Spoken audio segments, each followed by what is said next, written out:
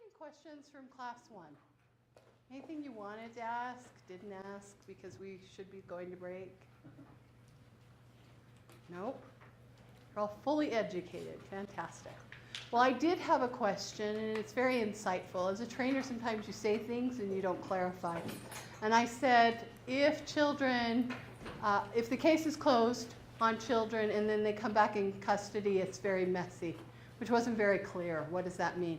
What it means is you've opened a second case for parents, and there's more or less a two-strike rule.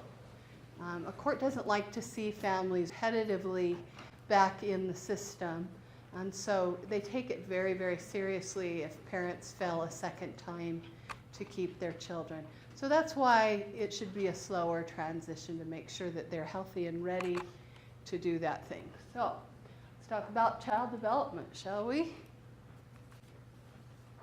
Anybody have this happen or something like unto it?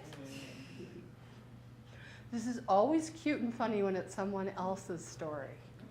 But everybody has a story. So I'll start, and then you guys get your juices rolling. I had twins first, and they mean double trouble when they say double trouble. What one doesn't think of, the other one will. So one day, my husband and I were having a discussion, and things got very quiet, and you know what that means. It's not good when it's quiet. And they had gone to the kitchen, and I guess I had left the 25-gallon bucket of flour with the lid ajar, and they'd gotten it off and gone like this. Like just crazy people everywhere. And then even at 2, had the presence of mind to think, I don't think this is a good idea. Let's get some super wet rags and start cleaning this up. And thus we had paste. Forever and ever we had paste. And that was just one of my many adventures with children. Yes? So we had twins as well. Yeah? And it always seemed if one pooped, the other one did. Yeah? And one morning we went to go get them up, and they both had finger painted their room. Pooping Picassos, not fun. Yeah, that's ugly stuff. Yeah. That's ugly. Anything else? What else have you been through with kids? Yes? We have a 4-year-old and a 2-year-old. The 2-year-old is doing his darndest to be as terrible to us as he possibly can. Oh, he's reverted. Oh, he's doing a great job. So a week or so ago, my wife had changed his diaper, but he had gotten outside without his diaper and was running around rolling in the grass, completely naked. Sounds delightful. At some point, he had thrown the diaper into the neighbor's yard, and then had proceeded to pee on their front porch. Nice. And then knock on their door asking for the diaper back. That's a great, great story. I love that. Anyone else? No other children mayhem stories. Well, just know that it's a commonality. Everybody has these stories. You don't have to be a foster child. All children have periods of time in their life when they experiment, do silly things. My Gabby was so precocious. She went around with milk cartons back when they put faces of missing children. She'd go door to door looking for the child, asking if they had them in the house. And then she got to a neighbor who had just staked their yard to put sprinkler systems in, and thought before she knocked on the door she'd do them a great service and gather up all those stakes for them and hand them to them. I'm like, oh my gosh, child. So we have lots of moments, don't we, with children where we're like, wowzers, I didn't see this coming. This is going to be really hard. And we're going to be talking a lot about that. We're going to talk about attachment, self-regulation, all of these things, initiative, resilience, helping our children make strong social connections, helping you to have good connections so you have good information, so you're educated and ready to go, and mostly that you have a support system. Now, in my classroom in Orem, we kind of sit up in a circle up style. Chairs are such that people are right up next to you, and I do that because I really believe that your greatest resource are the other individuals that are in this room, foster parents, who are going to understand what you're going through, share your commonality, and really get what some of this is about, whereas a lot of the public really doesn't understand some of the things you may be experiencing. So make those connections. You will really be happy you did. So what do these things have in common? This list.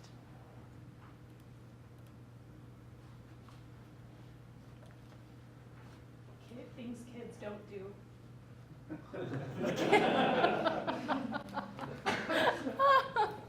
Well, we hope eventually, right? Anything else that's common? Yeah.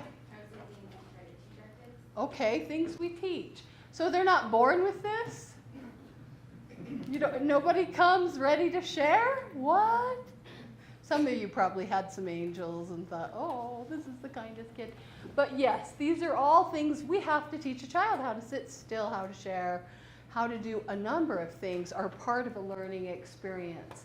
But there's a lot of things out there that are going to impact the child's development in very different ways, right? An apple and an apple-flavored candy are not the same thing.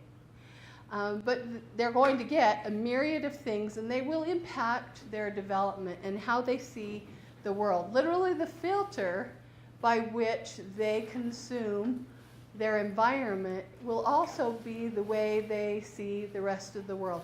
Some of you may actually be in a relationship with somebody who sees the world differently than you. I usually use the experience of driving in a car. I'm married to someone who sees a need to talk to other drivers. I don't get it. I don't know why it's important for them to know where they can't hear you that you shouldn't drive in the left lane unless you're passing.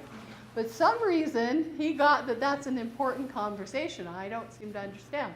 And there may be clarities in your own relationship where you're like, I don't get it. How can you see the world through that vision? Why is it you don't trust this, or you see people in this light, or you don't love to travel, or you do love to travel, or you hate driving, or you love to go on long rides? We have these things because of the experiences we've had in our lives. And those experiences come through two processes. We refer to them as nature versus nurture. Which is important or more important? What do you think? Nature or nurture? I said versus as if they were competitive.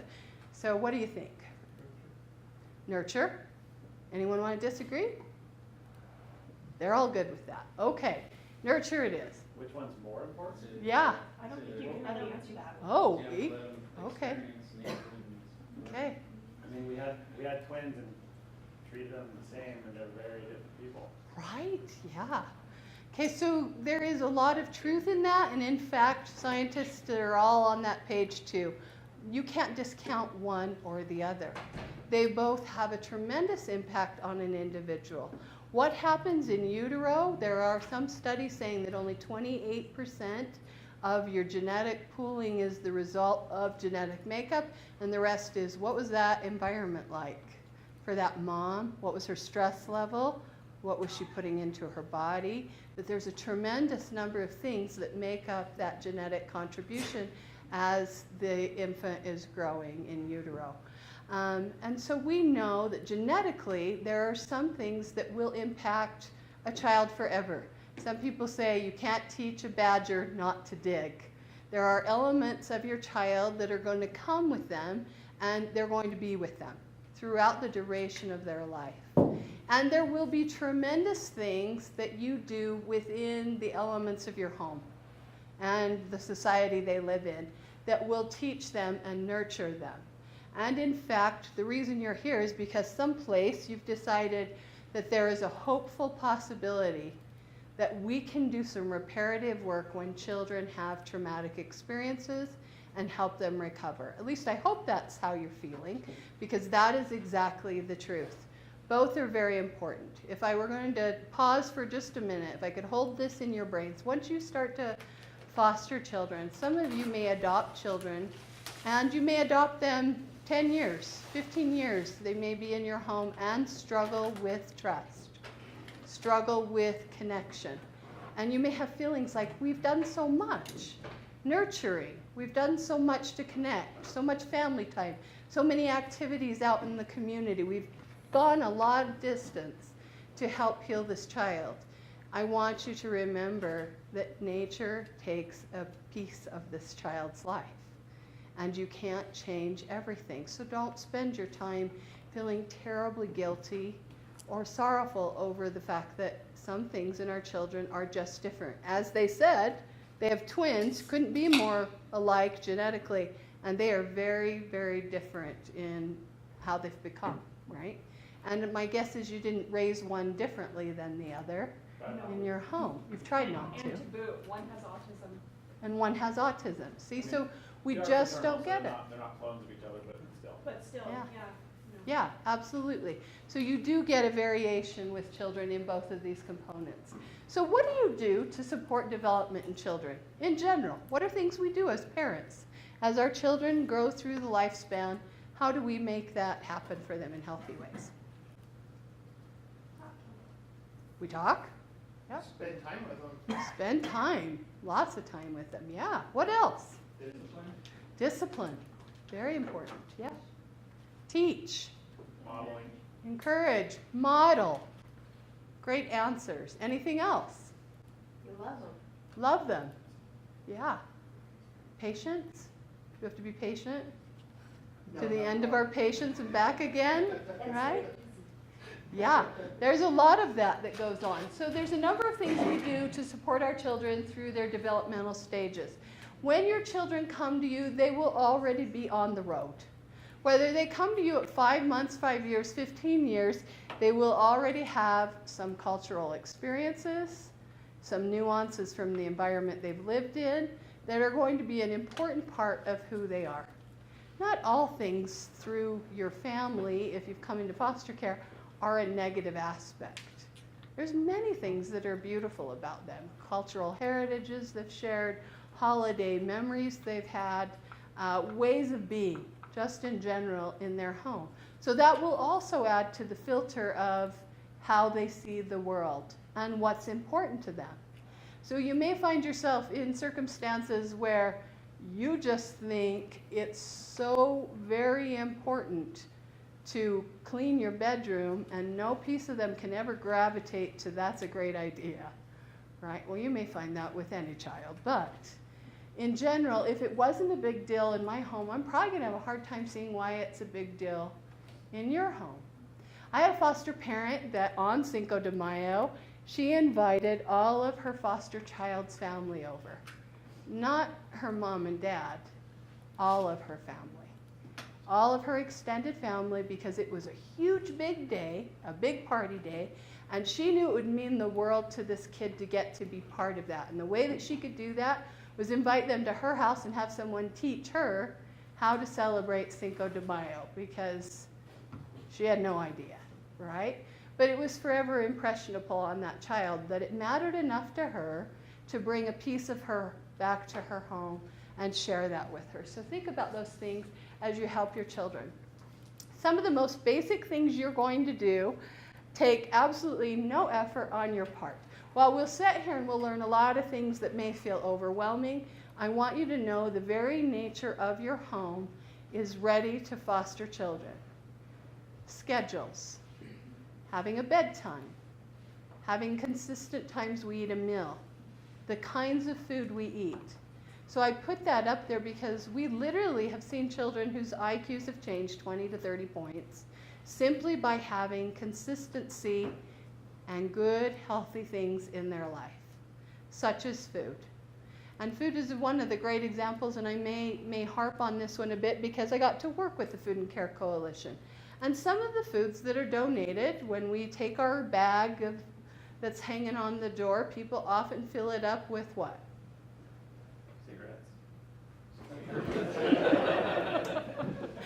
Who gives away their cigarettes? I'm not wicked. I understand. I'll graduate you separate. How about Chef Boyardee? Chef Boyardee. Okay, good idea. Anything else? Processed foods. Processed foods. Yeah. Anything else? Macaroni and cheese, ramen, things that don't perish, right? We often put those things in because that's actually what they ask for. High protein items sometimes. But also, I've been guilty of putting excessive numbers of packages of olives. Like, I'm like, we don't need 12 cans of olives. I'll give those away, right? Such a nutritional product. And so think about it. Think about when you do that, because children do have food come to them, but if it's donated, I don't know that it's always thoughtfully donated. Every bakery in town generously gives day-old product. But I don't know if it's the best thing in the world for our kids to go to school on angel food cake, right? So just thinking through some of that, know that our children may have had experiences when their nutritional scale wasn't quite where it could have been. And that'll be very comforting. That food will still be very comforting for them, but they will need more. And you'll have to add that, and probably add it slowly, right? Because, I don't know, some of you may be vegan or you don't eat gluten. Who knows what goes on in your home? Maybe you eat a salad every meal. For others of you, the very thought of having to live in that environment would be really, really difficult. So imagine what it's like for our children when they come to your home and you serve Brussels sprouts. Well, first of all, you shouldn't be a foster parent if you serve Brussels sprouts. I'm teasing. You can serve Brussels sprouts. I just think they're horrid. So nutrition, basics, food, sleep. Some of those things are going to be big, big changes for our kids. So what do we do to support development in children that are coming through a system of trauma? Anything different? Testing your knowledge. Yes? Well, it would depend on trauma. What? Depends on the trauma. Okay. Needing to have more information about what has happened to them. I love that. That's like maybe like so someone insightful. who was sexually abused. Yes. Maybe, you know, watch how they want their personal space. Yes. You know. Absolutely. That is a very insightful answer. We want to be able to see the things that our child is struggling with so we can meet them where they're at, rather than where all 5-year-olds should be. Where is my 5-year-old at right now? So here's some realistic expectations. What exactly should I expect from a 3-year-old? So here's one of my favorites. When my daughter was trying to teach her 3-year-old to stop biting and losing her mind because she had a new baby and everything was let me put my teeth on it, she said, I don't know what to do to stop. So she put it out there on Facebook. Help me, help me. What are you using? How do you teach a child to stop biting? Any ideas? Pliers. Pliers. Yes, pliers. You can't bite without teeth. We are being recorded. Of course, this is all sarcasm. Yes. Now, this is probably not allowed in the foster care system, but when I worked over at Carmen B. Pingree, Yeah. School for autistic kids. there was a kid who was a biter, and every time he bit someone, you don't say anything, but he would get a shot, like a squirt of Listerine in his mouth. Oh, interesting. And that was set up with the parents in the school. So I don't know like what's realistic for the foster Yeah. care system, but that's what they did. That's what they did. And this was a Sounded very school unpleasant. that was handling special needs children, and that was their solution. Okay, so are any of you surprised that she was told to put hot sauce in his mouth? Nope, that's a commonality. Listerine, yeah. Huh? Listerine for your school. She was told hot sauce. She was told soap. She's been told to flick his mouth. How would that work for you? Can I flick your mouth? Can I put hot sauce in your mouth? Sometimes what we do conventionally and think everybody is doing doesn't necessarily teach a new skill. You might stop the behavior, but it won't teach a new skill. And what we want to do is help this child stop biting. So there's going to be a variety of things we are going to do, one of which is, guess what? 3-year-olds bite. That's a common thing. We don't like it, but we probably don't put hot salsa or excessive amounts of things in their mouth because they're doing something that they think is resolving the intensity of their feelings or any number of things, right? Appropriate discipline, effective interactions, recognizing when should we be concerned. Because just because you have foster children does not mean everything is a cause for concern. Some things are just, I'm a kid. I'm a kid being a kid, and I'm figuring it out as I go. So what is typical? You ready for your test? Here we go. I'm going to sit right here. You answer for me. As I roll through these, you tell me what is typical for this. When is a child fully potty trained, typically? When they decide to be. Give me an age. 2, 3. 2, 3, 2.5, 3.5, 4. Okay. 2 to 3. Okay, so you gave a little variety, but you were very close. You were very tight in there. So who gets potty trained at 4? Developmentally delayed. Okay, developmentally delayed. Anybody else? Lazy kids. Kids with trauma? Nobody's going to say little boys. Yeah. Are little boys longer to potty train than little girls? Typically. Having They are. two that are under the age of 4, sometimes if you have them too close together, the Okay. other one will go back. Yes, just like they were expressing. Sometimes you have some regression simply Yeah. because there's a lot of attention at this end of the spectrum. Yeah, for sure. Another thing, just in terms of body, nerve endings are much further out for a little boy because parts of their body aren't inside. And so they don't feel things. So when you see a little wet spot on a little boy, that's why. The nerve endings aren't all there yet. It's not because boys are not quick. They're very quick. They're just struggling with that little deal. Child is able to think about and enjoy discussing if a tree falls in the woods and no one is there to hear it. Does it make a noise? Anyone? What age? 15 to 17 years. Oh, shoot.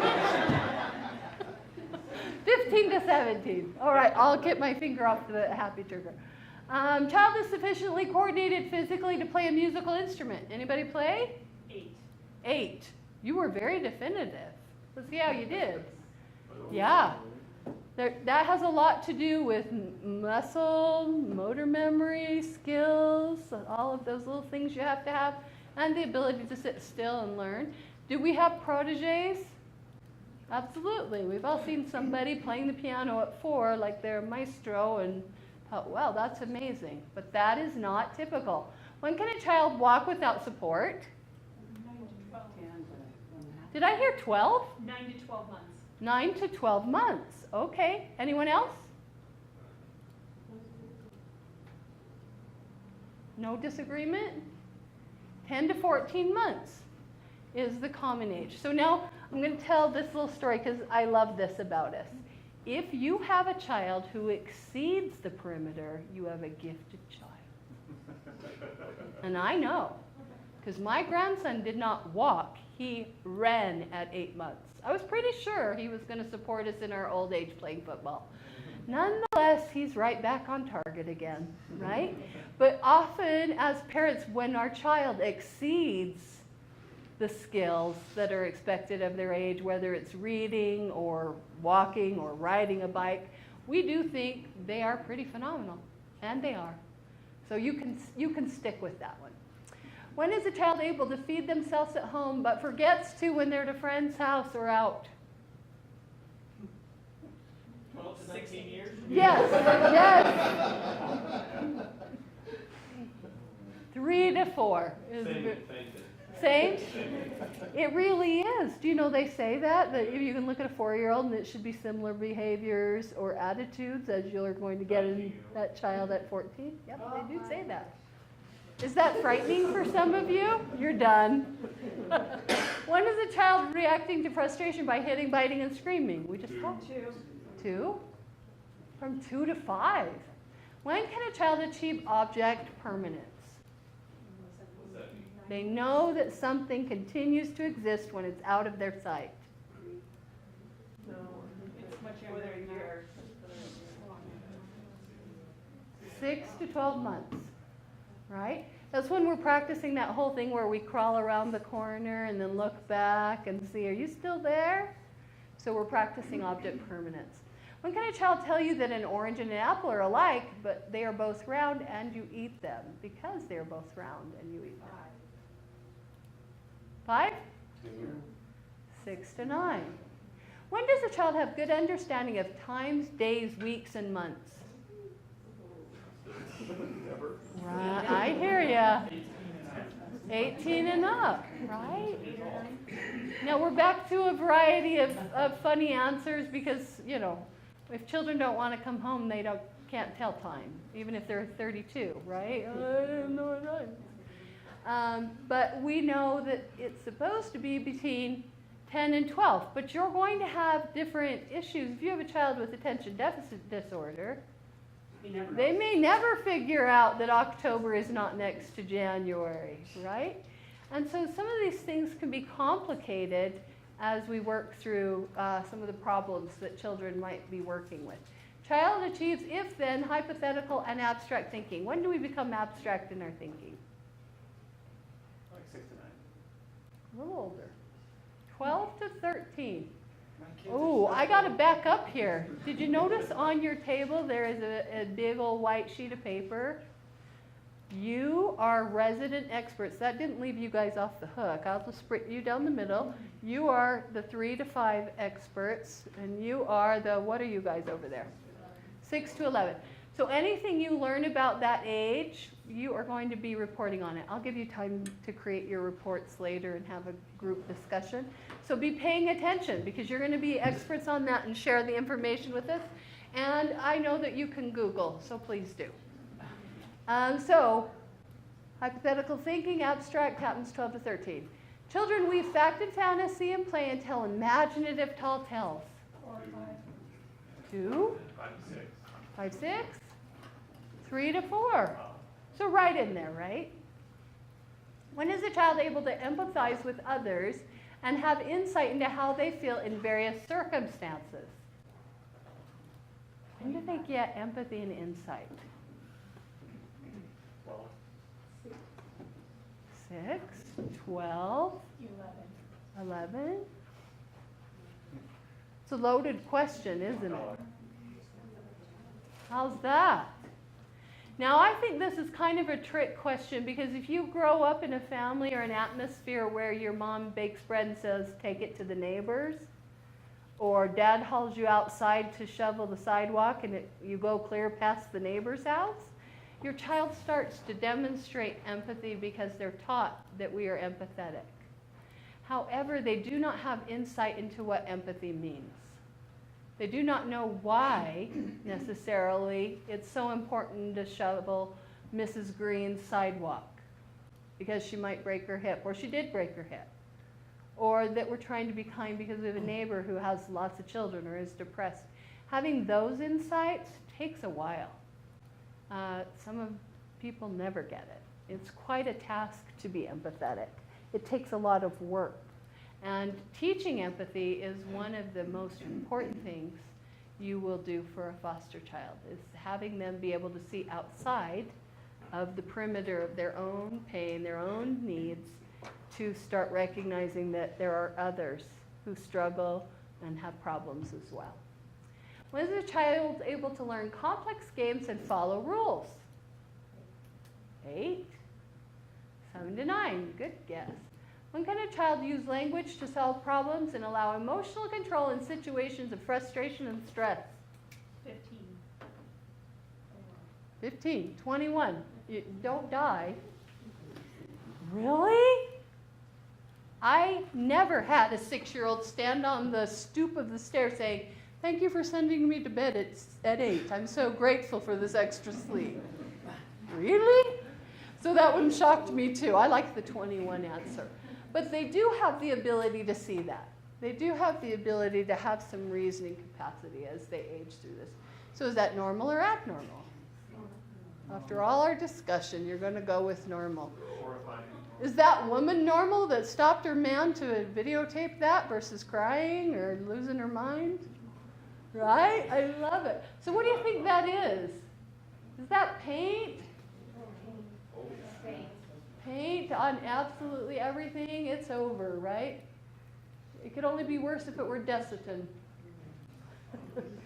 So let's talk about normal. What does normal really mean? It's really just typical. And it's not a telltale sign of your child and who they are. It's a trait. We're just talking about developmental traits.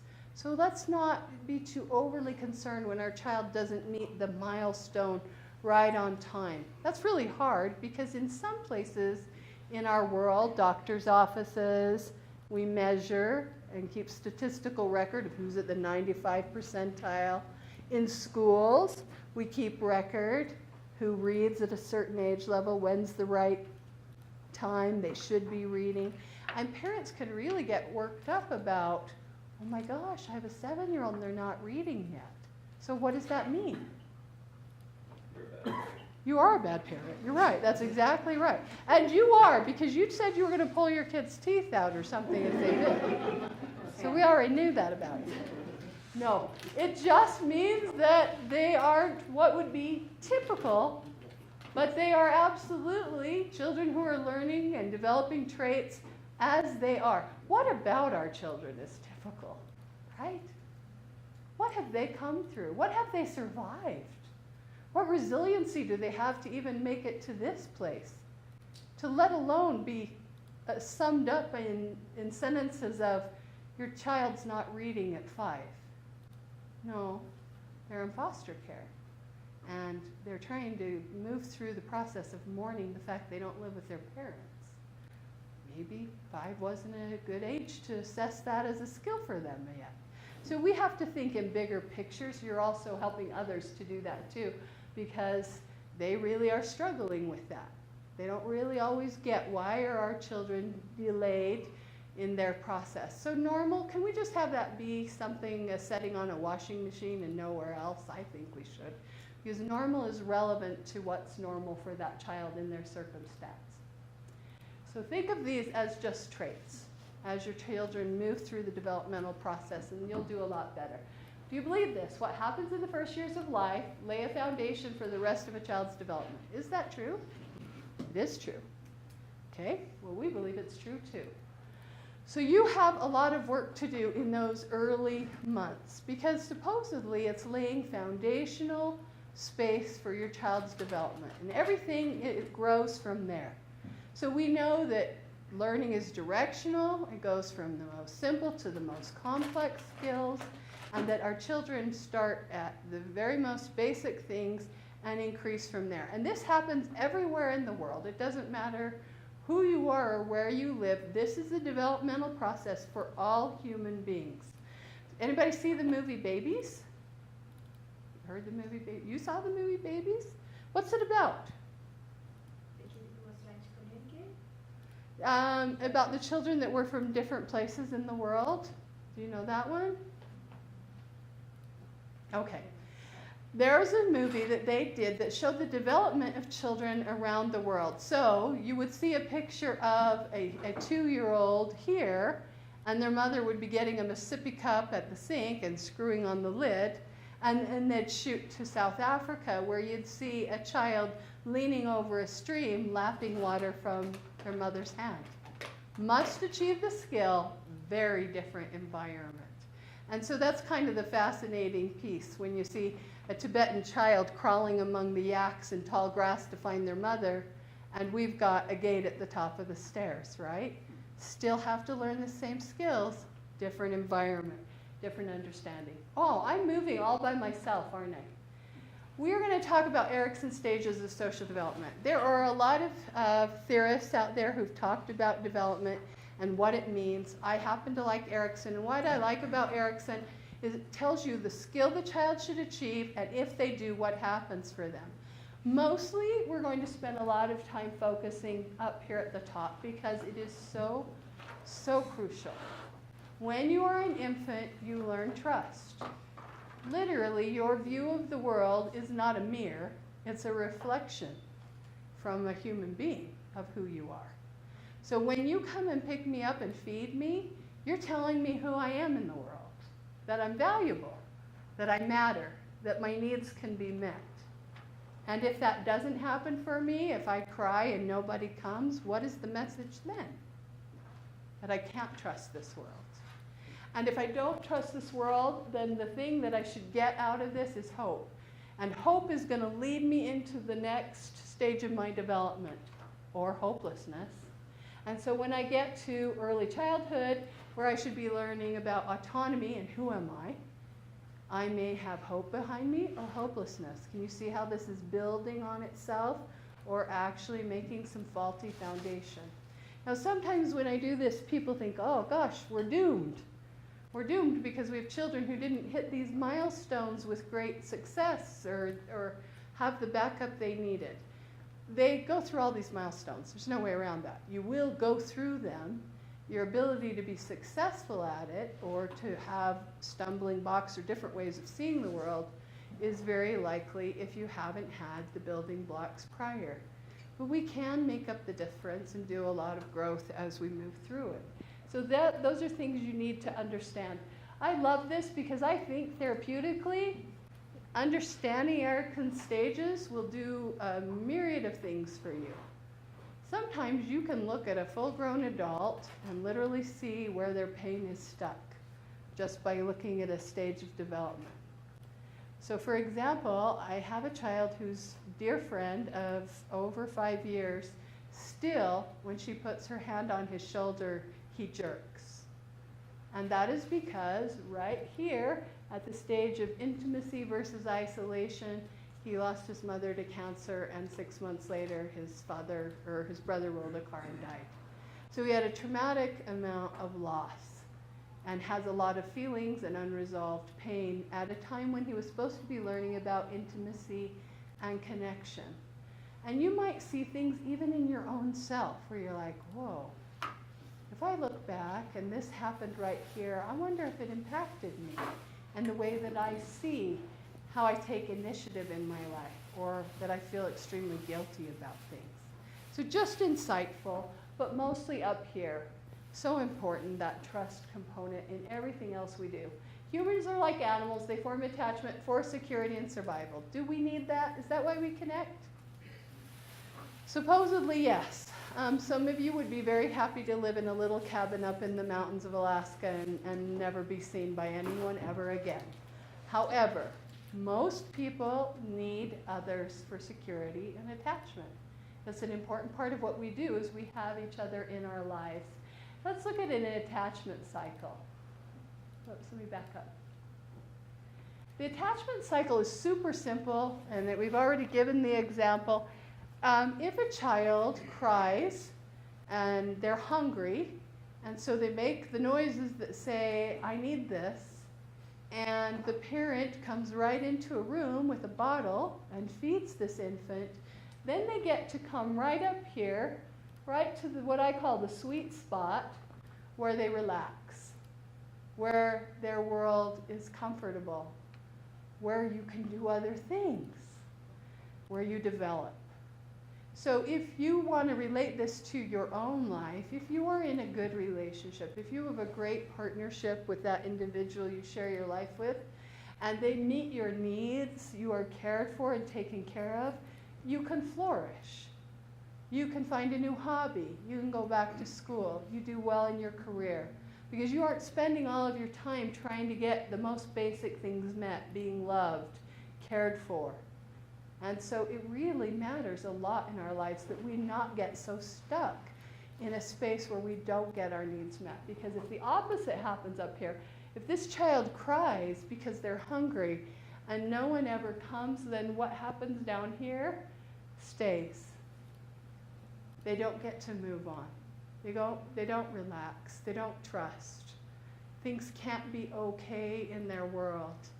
When I was young, my dad used to take us swimming, and he would stand on this thing in the middle of a pool. You ever seen one where they have the rolling big barrel? You ever seen a rolling barrel? Anyway, you can stand on it and you try to balance, and he was pretty good at it. But eventually you all fall off because you can't keep your balance in the water on something that's rolling. I think that's a lot like children who do not feel attached and cared for in a number of ways. They just can't relax. They just keep waiting for their needs to get met. Even needs that are gone. You're no longer an infant. You could get your own food if you wanted, but they're still stuck in a space of, but classically, someone doesn't come and take care of me. So you can't fill them up. They can't get enough. And so we see that in children, we see that in teens, adults, all people. That if our needs are not met, we cannot move on. Maslow's hierarchical needs. Have you seen those before? Maslow's hierarchy, that we all have to have food and shelter. And if those things are not met, you don't progress up. And a lot of times you can relate this in third world country. If you cannot get food and shelter, what do you do with your day? Look for food and shelter. That's it, right? You don't do anything else. You just go look for food and shelter. And so evolvement is when our needs are met and we can move to the next level of success. Well, some people don't think of love and comfort and emotional connection as one of those things, right? Love isn't something you have to have, is it? Is it? Many studies have shown us that it is. You can feed a child and you can give them a safe place to sleep. That does not mean they're going to grow up and be healthy individuals in every sense of the world. So it's very important. Another word I want to talk about is attunement. What is attunement? There's a definition up there. Anyone? It's a connection. It's the way we connect to one another. Some people you are more deeply connected with. You may actually read each other. You may know that when your spouse comes in the door and their hair is standing on end and they've had that kind of a day, that the message is, okay, everybody, go in your room and play. Daddy needs a break, right? 20 minutes, we don't ask Daddy a question or write on his back or anything. He needs a little break because you see your spouse and you're tuned to their needs. Some of you cut the crust off of a peanut butter sandwich. Anybody doing that? What? You attune to children's needs. In fact, some of you attune with such depth that you don't realize that this isn't common for everyone. Not everybody has the skill of seeing a human being and reading them well enough to respond. Respond to the look on their face, respond to the noise that they're making, respond to their discomfort. And you have. So how are you attuning to people in your life right now? I want your juices to start flowing. What do you do to attune to the people you're living with right now? Just trying to figure out their last needs. My wife and I have been in a placement now for almost a year. Yeah. It's a 2-year-old and an 11-month-old right now. And so we've been really trying hard to attune to both of their needs. The Yeah. 2-year-old when we got her was literally skin and bone. Her hair was scraggly. Yeah. She learned to rock herself to sleep in her high chair, or in her car seat, because no one was paying attention to her. Yeah. And throughout the time we've been working with her, we've been trying to find out those little tiny things, little sounds that she's Yes. making, and say, okay, she needs something. Yeah. And we've been able to do a lot with her. There's a lot of amazing things that have happened with her. She's actually finally starting to put on some weight. Yeah. Her 11-month-old sister, you can tell the difference in how they're taken care of. Yeah. The 11-month-old sister is almost as much as the 2.5-year-old. Wow. They're 5 pounds different. Just being cared for, Just by right? being cared for versus not being cared for. So how did you attune to a child who had been sitting inside of a chair, self-soothing by rocking? What did you do to make up the difference there? Some of the things that I did is when I saw her start to rock herself, I'd go pick her up and hold Okay. her, and let her know everything's okay, Yeah. and let her run around or do whatever she wanted to do for Okay. a few more minutes, and try. But you read her. You could see what was going on there. Okay, we're going to watch a little video about attunement.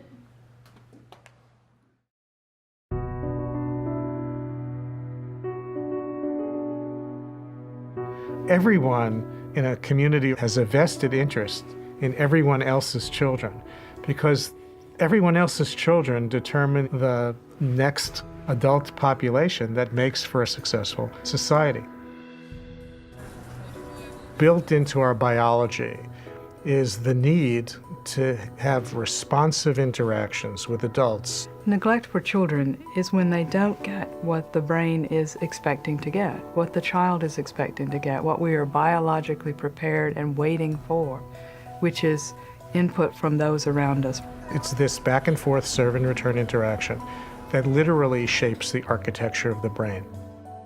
Serve and return begins when a child looks at something or observes something, makes an utterance, And that represents the serve. And the return is when the parent notices the child doing these things and responds to the child. Under conditions where serve and return is broken, you literally are pulling away what is the essential ingredient of the development of human brain architecture. It was a really compelling series of experiments where they started by videotaping the mother and the baby engaging in cooing and smiling. And then they asked the mother to basically put on a blank face and not respond at all. When a baby is not attended to, that is a sign of danger to the baby biologically. So the stress systems become activated.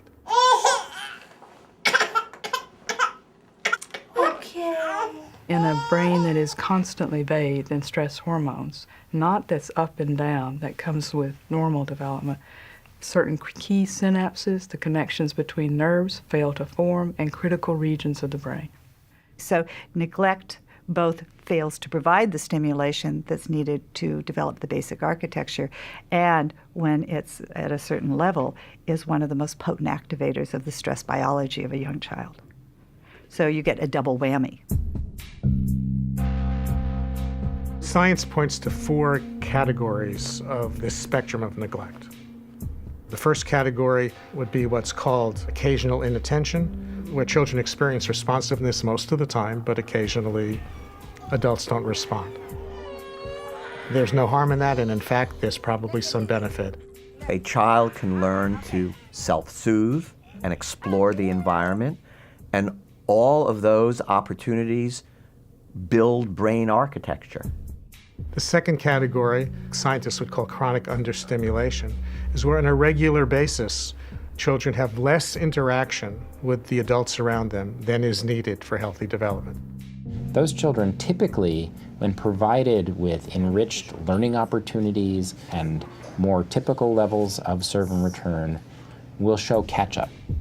The third category is what science would call severe neglect in a family where not only are there prolonged periods of inattention and lack of responsiveness, but often also associated with not being fed enough, not being bathed enough, not having basic needs met. Neglect is a huge problem in the U.S. Children are much more likely to be neglected than they are to experience any other kind of maltreatment. We see the child really being at risk for much more substantial kinds of deficits down the road that don't necessarily get easily fixed or ameliorated. This is where we really need to think about more complicated and often more intensive strategies to help undo those effects. The fourth category, called severe neglect, generally found in institutional settings, is the result of children living in kind of warehoused type situation in orphanages. And it doesn't have to even be as extreme as orphanages. It can be experiences that are regretfully occurring in many, many parts of our country. Often institutional care in this country is under the euphemistic name of transitional care or temporary care or assessment facilities. If you think about what institutional or residential care would look like for an infant, where there's somebody new coming onto the shift every 8 hours, it really alters the development of the child's brain architecture and other aspects of the child's development. We have the potential to change children's developmental trajectories. Interventions can apply to parents, to foster parents or adoptive parents, child care settings, Head Start settings, and other kinds of settings. And really, what they're about is attuning people to the serve and return process. Neglecting young children is neglecting the foundations of a healthy next generation. The community pays a huge price later in terms of the problems of the next generation, whether it be educational achievement, economic productivity, good citizenship, the ability to parent the next generation. All of the things that have to do with a healthy, prosperous society.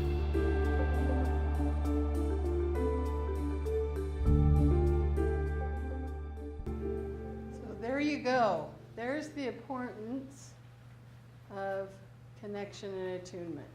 So talk to me a little bit about what you got from that. Anything new, interesting? No? I'll play it again. It's a constant need, especially some of the kids that we deal with. It was really hard for me when we got the 2-year-old to see how she was mistreated and just left alone for so long. And how sweet she is now and what's happened just because of that love and that attention that she's gotten over the last almost year now. That she didn't get when she was younger. And just the progress that she's made since then. She's finally starting to catch up in some of these things. She's put on a little bit of weight. She, her hair's growing out. She's starting to put some muscle and some fat on her bones. And she's starting to be happy. After almost a year, she's finally starting to be happy. Yeah, long time, huh? And that was a lot of work to change the trajectory of just the year prior. And how far down the road would we be in the other direction if the trajectory hadn't been changed? Where would we be now, right? And so I think that's what they're trying to call attention to, is that how severe it is to neglect the needs of a child. That sometimes it's even worse than being abused, to have no connection. Yeah. I appreciated how you talked about how it's not either all or nothing. You're not there 100% of the time, but you're not there 0% of the time, and how it's actually beneficial if sometimes you don't attend. Yeah. And so I just appreciated how you just got to be smart. You got to pay attention. Sometimes let the kid figure it out. Yes. Yeah. Which was the previous slide that I hurried and rushed over. Knowing when to encourage and when to comfort is really a big piece of this, right? Because they did comment that a lot of parenting is having children work through and figure some own strengths on their own, and knowing when to come in and rescue. And that is super important to be able to read that. I think it was great to hear too that it's okay for a child to spend a little time outside of you in daycare or with a babysitter or interacting with other people. That it won't hurt them. In fact, it is actually good for them to have to build some of those skills beyond that. So let's talk about a circle of security. Some of you may be really great at one half of this. Maybe if you're very fortunate, you do both sides really well. In truth, often I see one partner is particularly good at this piece up here where they create security and hugs and everything's great. And then there's usually somebody who's really good at now get out and try that. What are you doing? Get back up on that bike. You go to college. You can't live here forever. Sorry, can you take that story again? We just lost battery. No. I don't even know what to do. I'm on autopilot. Where did you lose me at? Who remembers first place? Oh yeah, you're going to ask them where I was 10 seconds ago? Where was it 10 seconds ago? Half and half? Oh, thank you. Yes, some of you are better at one side of this than the other. Some of you are very good at nurturing and keeping your children close and making them feel safe. And some of you are really good at helping them get going, booting them on, get back up on your bike, go to college, find your way through life. You have to try. And that makes actually a pretty good mix because our children need both. So if you look at this secure base, it says in order to create this security, and if you look at an infant, we're talking about the ability to learn to walk or crawl or potty train or any number of little people things. There's big people things too, but little people things. During that time, we watch over them, we delight in them, we help them, and then we enjoy with them. So let's talk about potty training. How do we watch over them? We literally, right?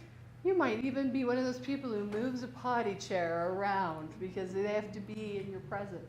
How do you delight in a child who's potty training? Come on now. Every time that we sit on the Yeah. Yeah. When else in your life do you call grandma to say, guess what he did? And you do a potty dance, and you get to have Skittles, and we literally celebrate a Nobel Peace Prize because you made it to a potty. We are delighting. Delighting is one of the most delicious things to a human being. It's really one of my favorite things. When we delight in a human being, I compare it to, if you're a dog lover, it's having a dog. They greet you at the door. They don't care what mood you're in, how you smell. You're getting the same greeting every single day. Oh my gosh, it's you. And that's delight. When you let a human being know when they walk into your world that you're so glad they're part of your world, that you love them, you're excited to be around them, you want them, it's magic. It's magic for another person to see that. Think of your own world. Is there someone that makes you feel like that when you see them? It's such a big deal to let a child know that you want them. Not just that it's some gift that you gave them a home to live in and to be part of your family, but you're actually glad they're part of your family, that they are part of your life now. And is that hard to do sometimes? Yeah, because I really wish you'd just go play. You're kind of bugging me right now, right? Delight isn't always easy. Helping them. So when potty training, how do we help them? Yes? My 4-year-old, for a while, he would want either my wife or I to literally walk there with him. Yeah. And just literally watch him do it. Yep. But he got to the point where he wanted us to go with him to the bathroom, but then he'd close the door in our faces. Okay. So he knew privacy. Privacy, but thanks for coming. We've all sat on the edge of the tub. We'll just say that, right? We've all sat there watching. That is helping, and then enjoying the process with them. So that's the beginning stages of helping people embrace that they have skills, that they're capable, and then we send them on their way. Go try, go try. And when you go and try and you don't do so well at your first job, we comfort you. We protect you. We let you know that we believe in you, that you can try again tomorrow. We're there and we repeat for them what it is that happened and make sense of it for them. Why did that guy not call you back? It took you on 3 dates. You waited all weekend for a phone call and he hasn't called you. We make sense of things like that for kids. We help them understand that they're still important and valuable. And then we comfort them and we delight in them. I love that. Delight in them on both sides. We just spend our lives letting our children know that they are wanted and loved as they move through this process. So when do you stop doing it? Never. Never? Never. Never? Well, I just had a job interview not too long ago. Yeah. My mom asked me, so how did it go? Yeah. I didn't get the job. It's Yeah. okay, you try again another time, Yeah. doing the same thing. I'm 36 years old, Uh-huh. still doing the exact same thing. Oh, I think it's absolutely beautiful, right? Yeah, there's nothing better than a mom or a dad or a grandma who you say, did you get the job? No? What fools. Why would they not hire you? Huh? At what age do they finally leave and try? What do you mean? He's talking about moving out. Oh. I've got Yeah. adult children that just, we must make a really nice place for them. A really It's nice, true. safe. She's cooking and the washing is happening and all that. Mm-hmm. You're right. There is a point, right? 37 and 23-year-olds complaining about their chore list. We'll talk after class. Right? But you know, they need a little more of this, don't they? A little more of you can do it, get going, kind of thing. But it is hard because they do come back. And more children are coming back, right? So as soon as they graduate, get out of that 6-bedroom home as quick as you can is the lesson we're getting, right? No, because children do come back. They do struggle. They build houses and need a place to live in the interim. Or they do lose a job. Or any number of things. And I think that's the great thing about parenting as we move through this process with them, hopefully always emulating, you need to keep trying. We can't stay stuck here. We have to do this.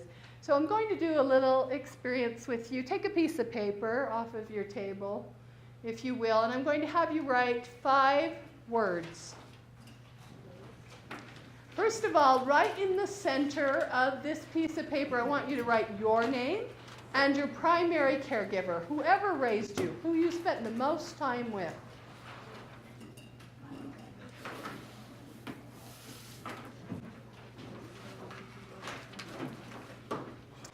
Now, up in the corner, the words are sorrow, shame, joy,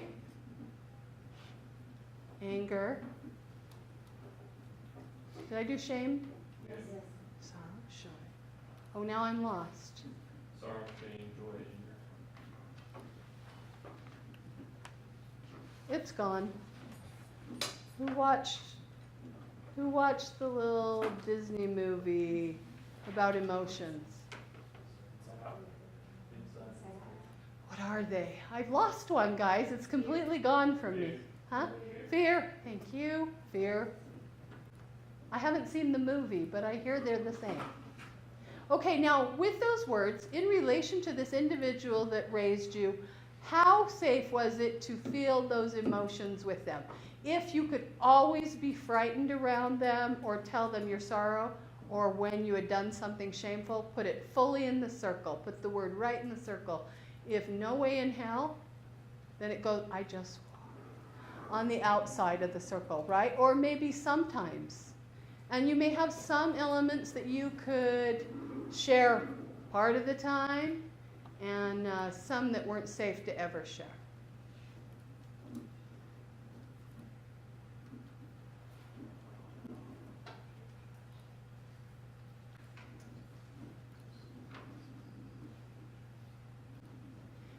Now my expectation is that this is just a little, it's actually an exercise they do in the Circle of Security training, but it should be depictive literally of the type of connection you had with your primary caregiver.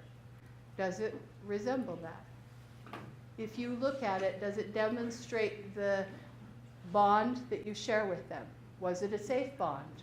Do you still have great connection? Anybody have a good number of them, or even all of them inside their circle? All of them. Who was your primary caregiver? Mom and Dad, Mom and Dad? equally.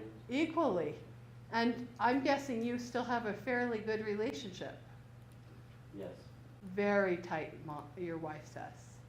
How often are you in contact? Too much. He works out of town. When they come home, they live at my house for the next 2 weeks pretty much until he's out of town again. They just adore him.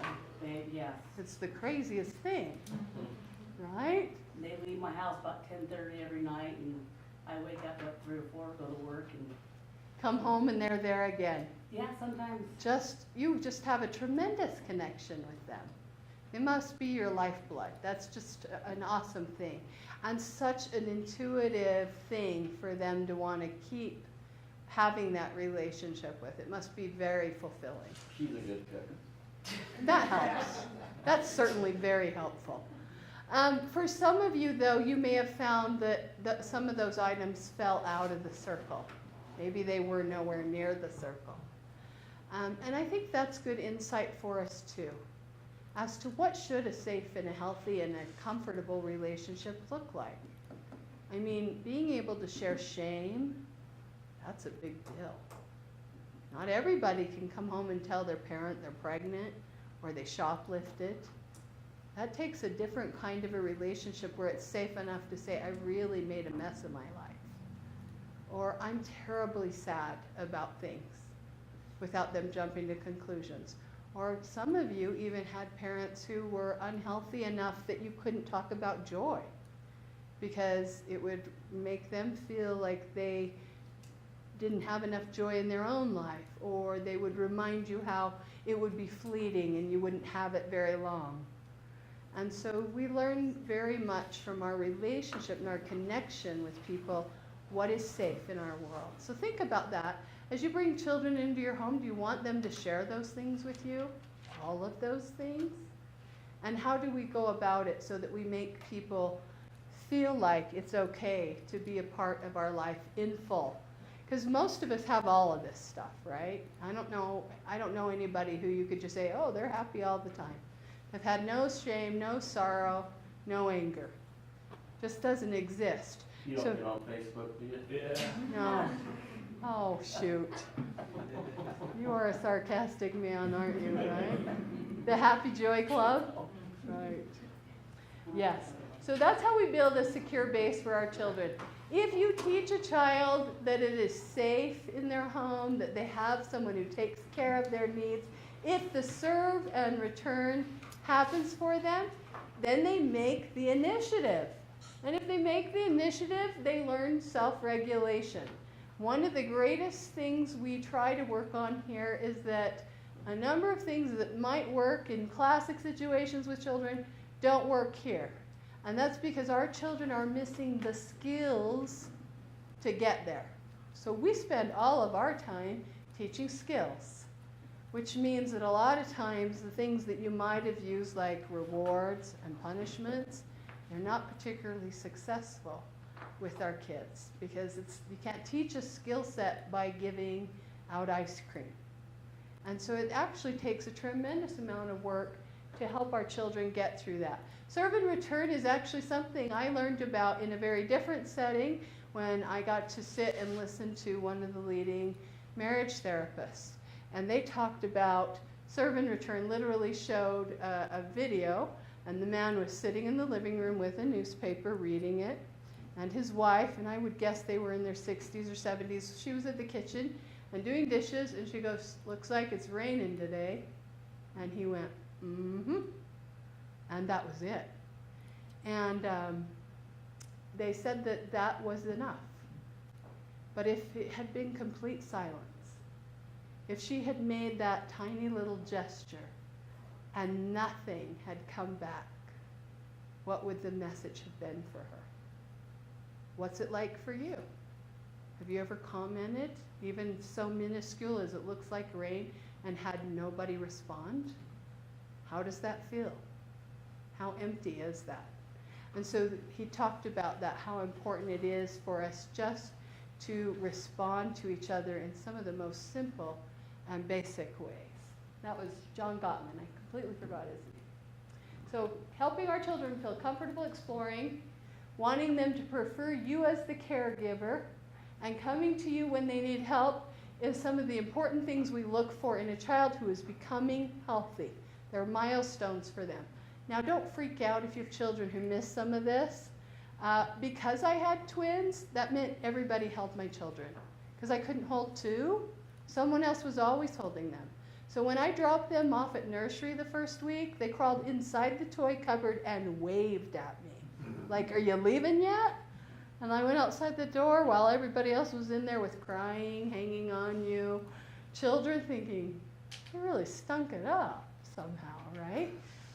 Not everybody has to go through this process in exactly the same way. They had a different experience, doesn't mean we failed. But these are markers sometimes to help us see when our child has made changes, as you were explaining.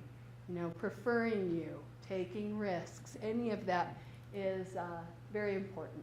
So development happens throughout our life in many ways. Cognitive, physically, emotionally, and they've combined emotional and social together. There used to be 4 different domains. We have all of these things. If you are a social worker, you come from the thought process that you cannot take one outside. You cannot take an individual and put them in individual therapy and never talk to them in the context of their environment and heal them. You can't just fix a brain. You have to know what's the environment like. What's going on around you that makes you feel that way? What people will you continue to interact with as you work through these problems? So it becomes important for us to look at people through this context. We've talked about the development is directional and cumulative. So helping our kids to know when they need help is very important.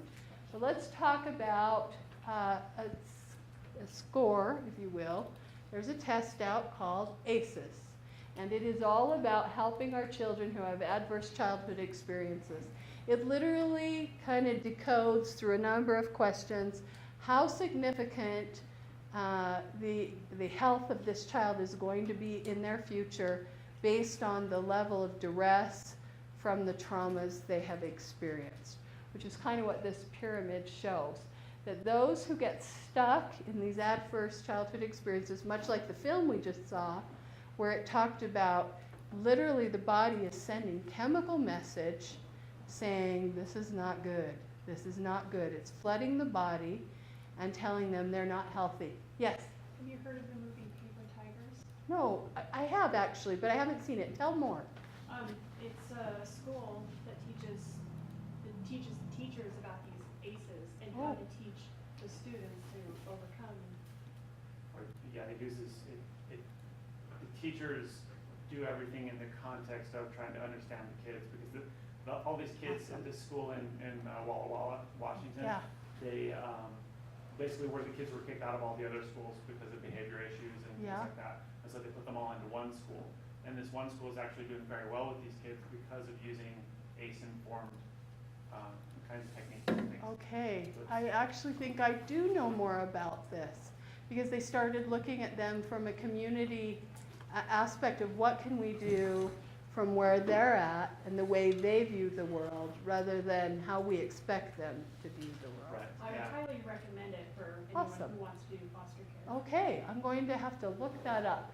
So these adverse childhood experiences play a tremendous impact on the social emotional growth and right on up. They're literally seeing how it's affecting people such that they have heart disease, early death, and a number of other problems if they cannot overcome these adverse conditions that happen to them. And by the way, you can't just take everybody out of their environment. So what do? What do you do in a school that may be in a lower income or even a dangerous part of a community, and you know that adverse childhood experiences are happening constantly for children? How do you support a child in that situation? And I think this is important because your children came from hard spaces, and if they're going home, they're not returning to perfection and happy, right? They're returning to some of those adverse things. So what do we do? What did you see in the movie?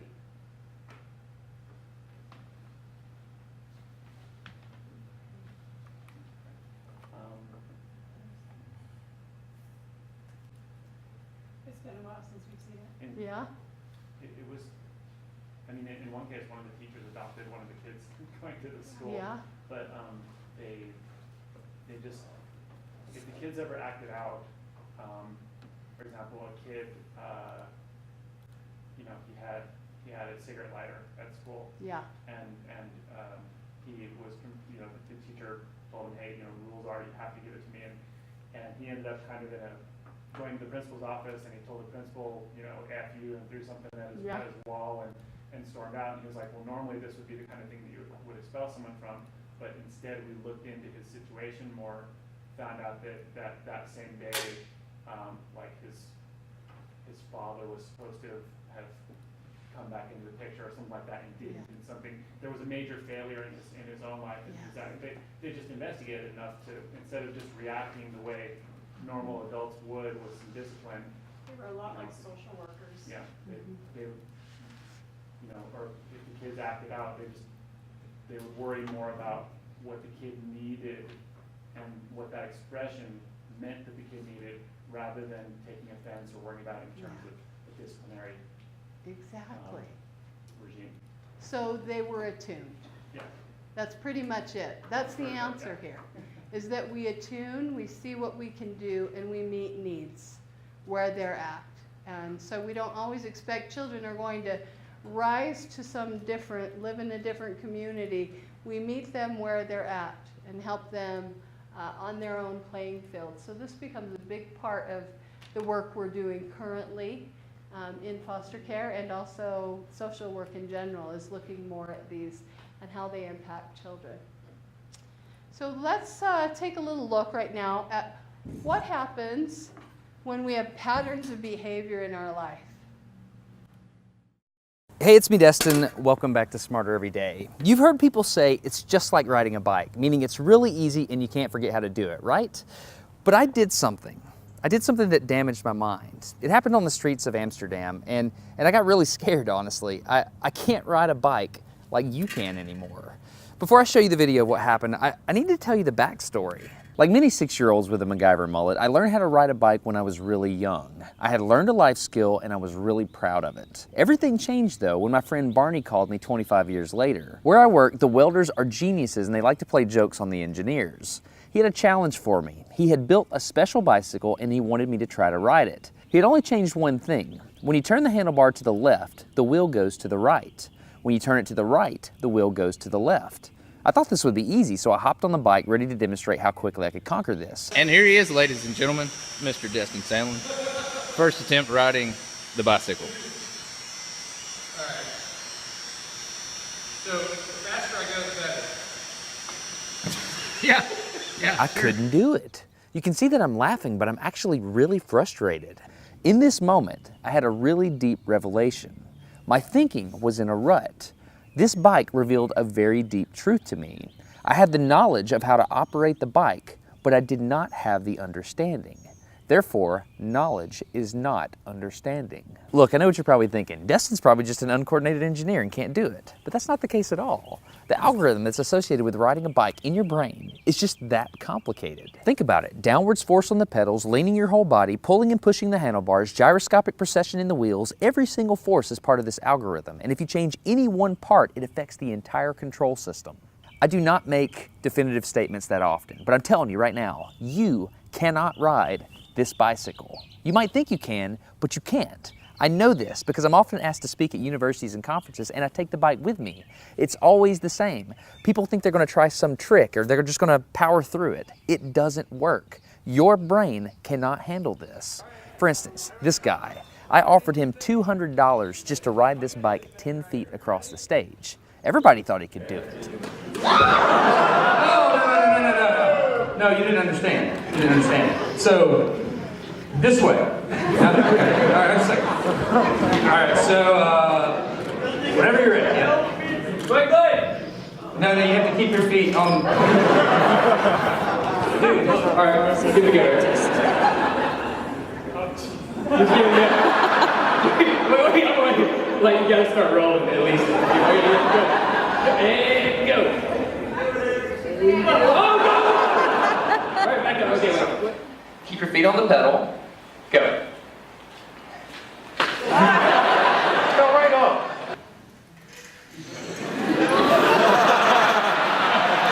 Just keep your feet on the pedals. Handles on them. Yeah, come on.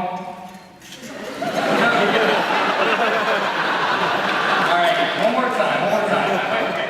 Once you have a rigid way of thinking in your head, sometimes you cannot change that, even if you want to.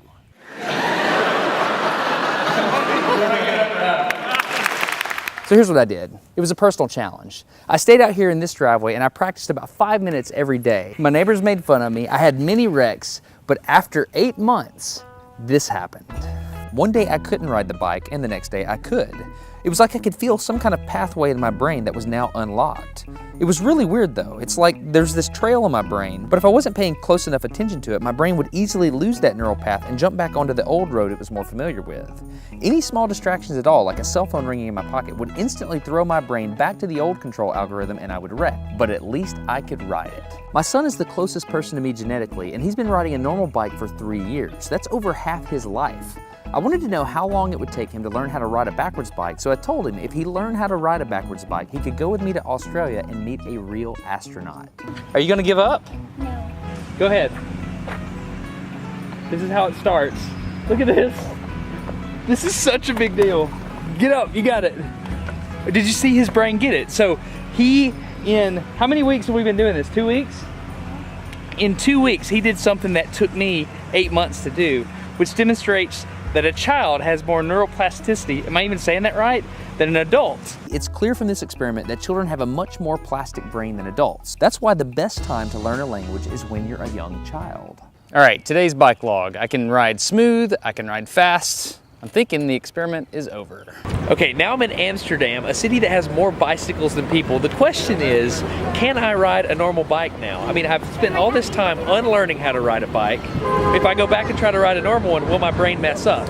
So I've tweeted a Smarter Everyday meetup, if you will, and I'm gonna see if somebody brings a bicycle and I'm gonna try to ride a normal bike. It's backwards, it's backwards. This was one of the most frustrating moments of my life. I had ridden a normal bike since I was 6, but in this moment, I couldn't do it anymore. I had set out to prove that I could free my brain from a cognitive bias. But at this point, I'm pretty sure that all I proved is that I could only redesignate that bias. So what you're not seeing is just a group of people here looking at me, looking at the strange American that can't ride a bike because they think I'm dumb. But I'm actually 2 levels deep into this because I've learned and unlearned. All right. After 20 minutes of making a fool out of myself, suddenly my brain clicked back into the old algorithm. I can't explain it, but it happened in a very specific moment.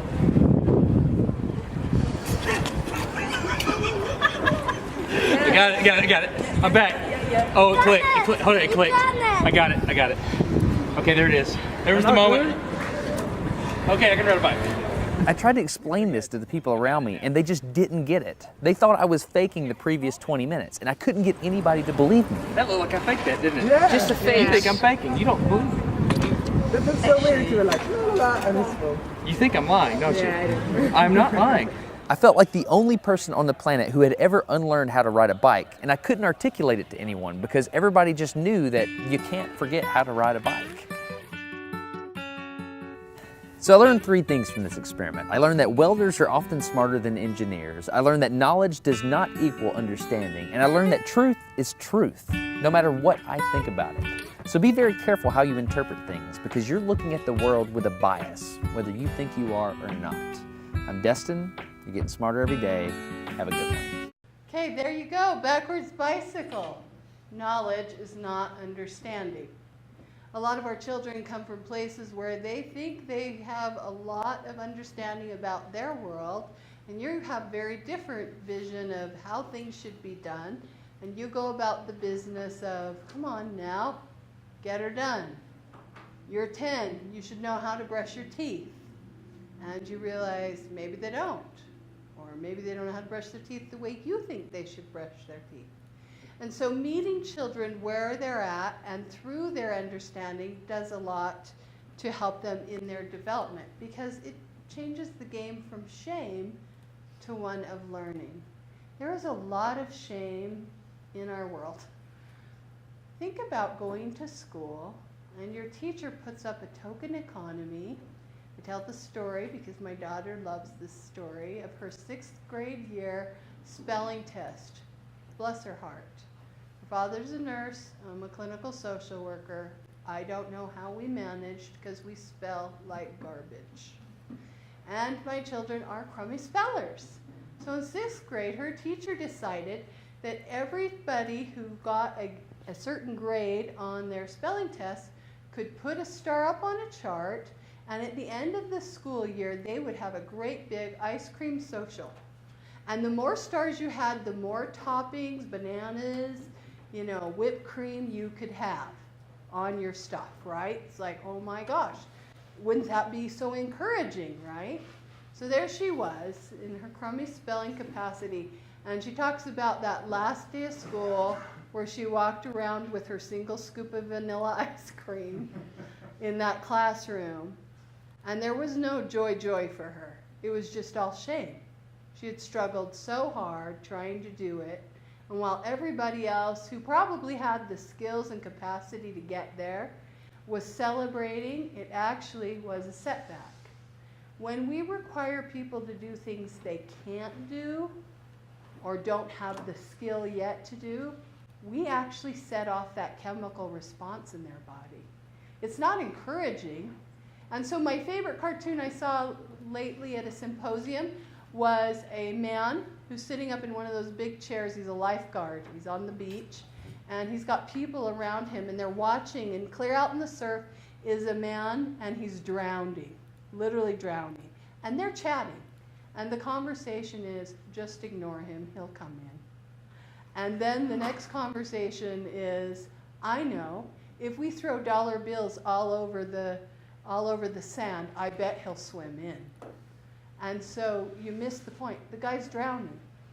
He's stuck out in the surf. He does not have the capacity to come in, and you are stuck believing that you can motivate him in, or ignore him, or offer just the right consequence. If a child does not have a skill, it can't be delivered to you. And so that's what we get from the backwards bicycle. Some things are not just like riding a bicycle. Children who have pathways that are rigid at first can change over time. In fact, children will change much easier than adults because they do have neuroplasticity. Now, the positive and the negative of that. If you have neuroplasticity, that means your brain can soak up all kinds of information, good and bad. So if they're tiny and they've gotten lots of negative or bad information, we've got a lot of work to do.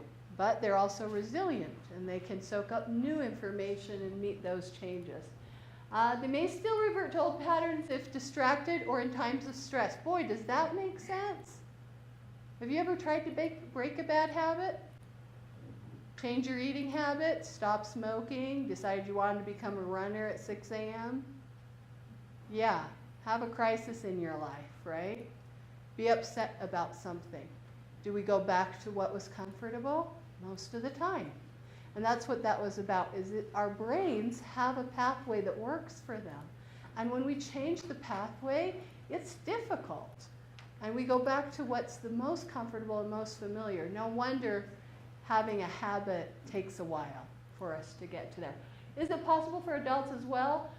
Yes, but it's going to take longer and be harder. One thing I'd like you to think about here is the children's parents. Obviously, change is not as easy as we think it is. If you've ever had the notion to look at somebody who is struggling with something and say, just stop it. Just quit doing it. I want you to think about some of the habits you might have and how hard would it be to just stop it. Can we do that? So it is more difficult. So back to the backwards bicycle. Anybody think they could ride one? Oh, nobody even wants to try? Yeah, I don't see one here. You don't? I know. Are you going to ride it? I would, yeah. I'll go get it. I know. You guys need to move your chairs because he's going to ride my bike. For a shot. Yeah, why not?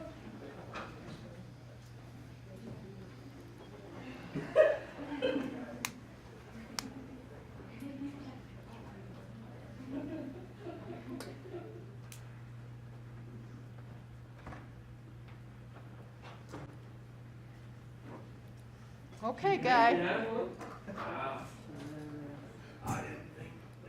I know. That's the joy of it.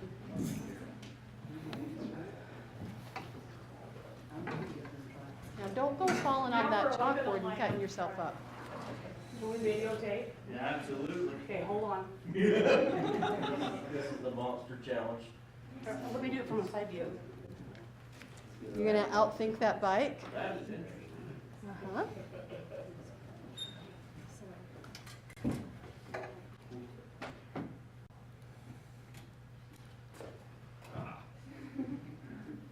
Go better backwards. You're correct. That has been done. Whoa, this sucks you out. I know. You should be able to outthink it, right? Doesn't it just make sense? You just steer the opposite direction?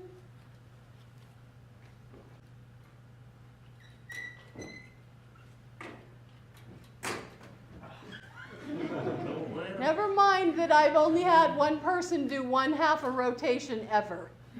Okay, so do not feel bad that this is hard. Whoa, no. Anybody else? Come on, for kicks and giggles, let's give her a roll.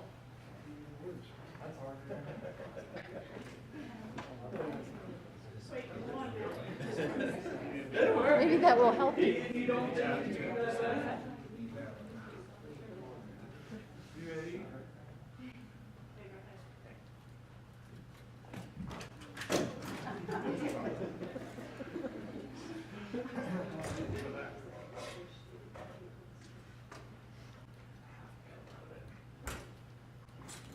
You're just gonna rebel rouse it here? One heavy, hard pedal?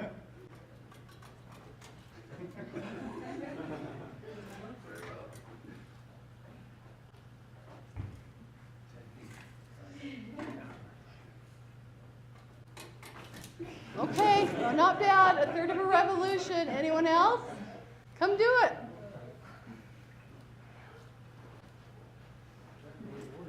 No.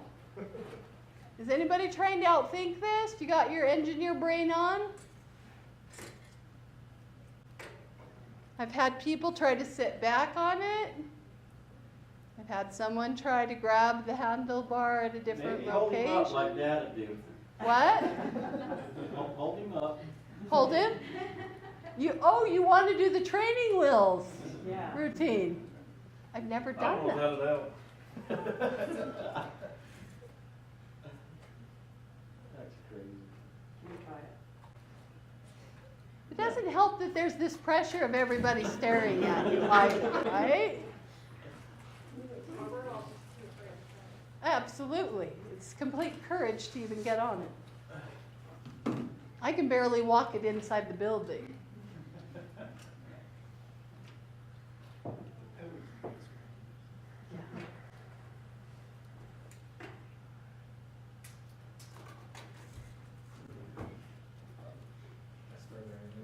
Further than anyone else. Anyone else?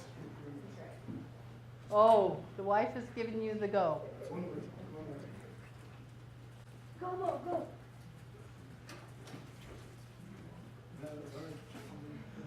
It's hard.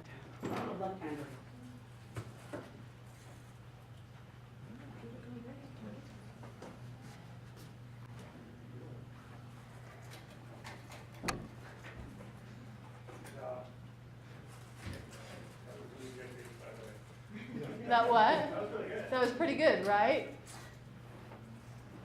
I think it was a pretty heavy coast, but it was pretty good. You guys loosen it up for me.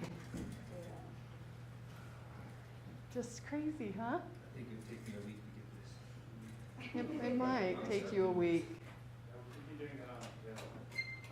Oh, I've had someone do that.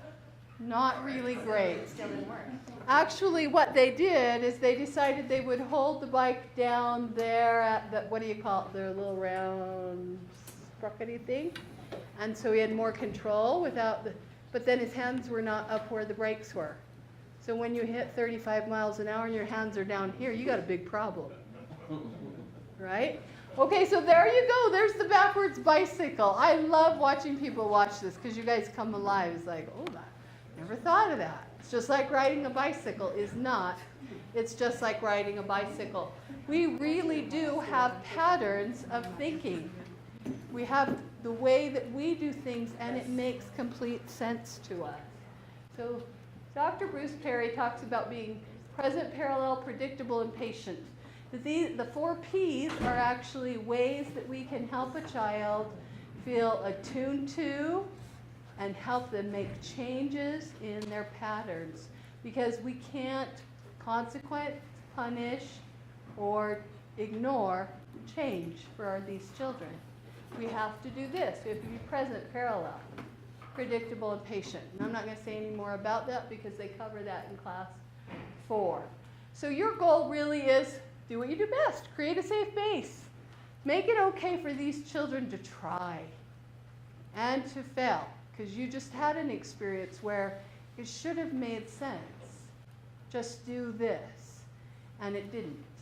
And that's going to be true for our kids too. It's going to be like a backwards bicycle trying to change patterns of responding, their anger patterns, or slowing down their impulse control.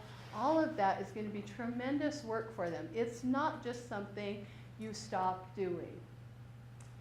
Create the safe haven. And now let's talk about this neuroplasticity. Did you know you have 100 billion neurons and they connect to over 15,000 others? And while as we get older, they die, as soon as I add something new in my life, I'm growing them again. If I start learning to play the piano, I'm back up. So everything we add makes connection. So let's play a little neuron connection game. I'm going to say the word elephant. You say the very next thing that makes you think of. Elephant. What'd you, louder? Mouse? No. What, okay, what comes with mouse? Anything after mouse? Cheese. Cheese. What comes with cheese? Pizza. What goes with pizza? Coke. Coke. What goes with a Coke? Everything. Diabetes. What goes with diabetes? Insulin.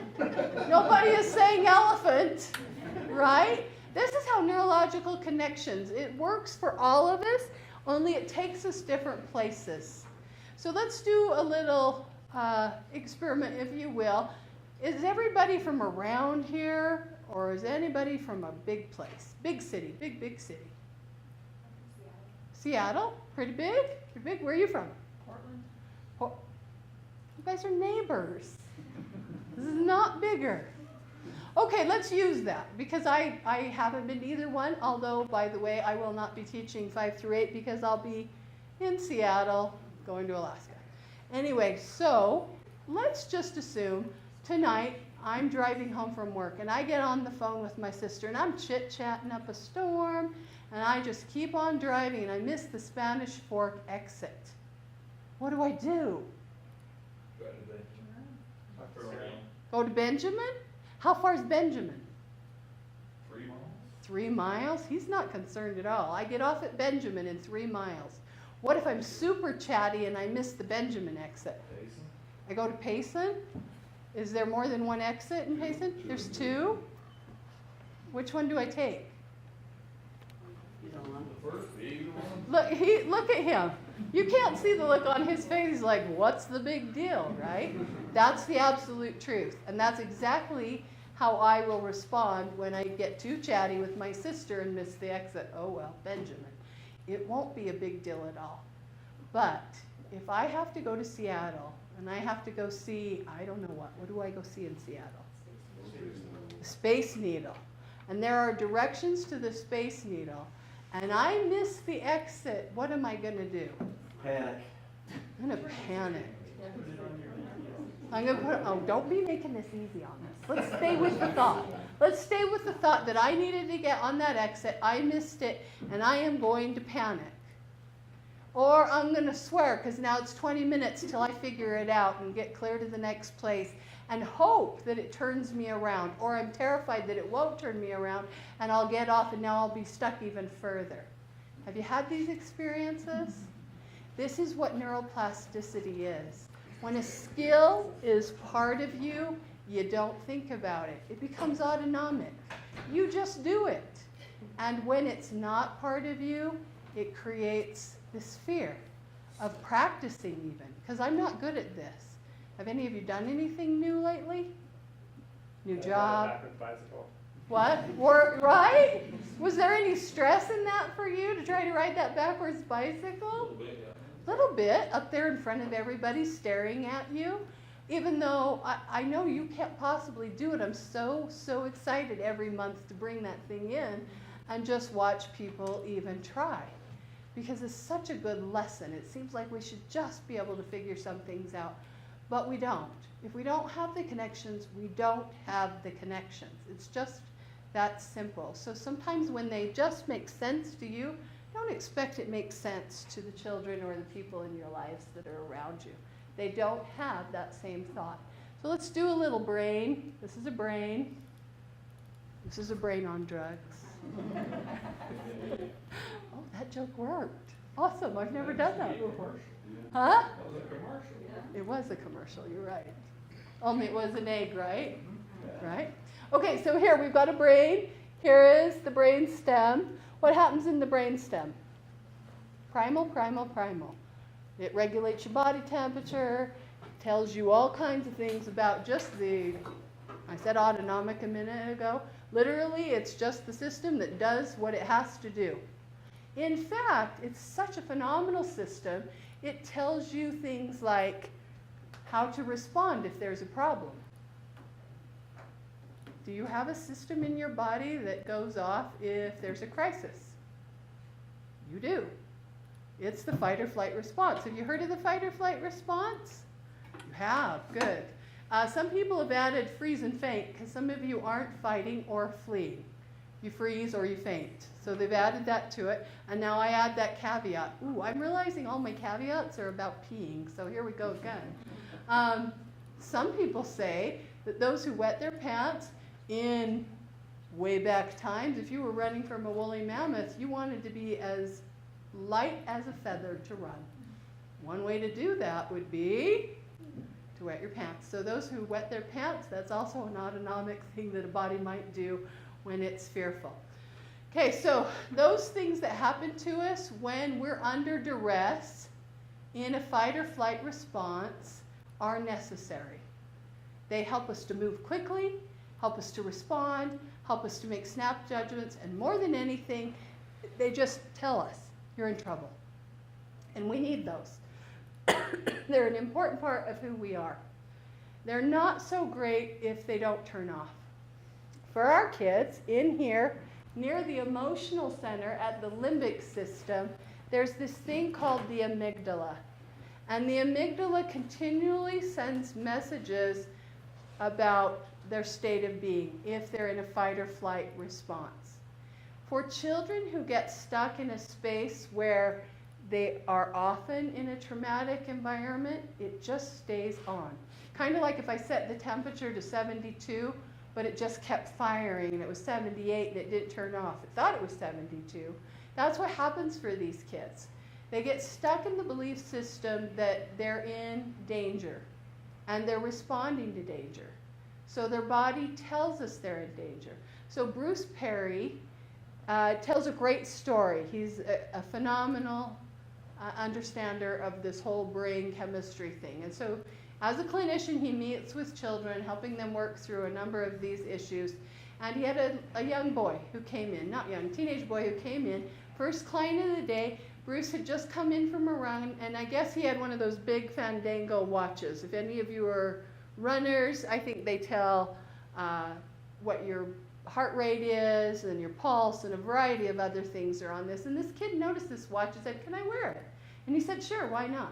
He took the watch off and they proceeded to have a conversation. And it wasn't a heated conversation. It wasn't a difficult amount of information or pain. It was very casual.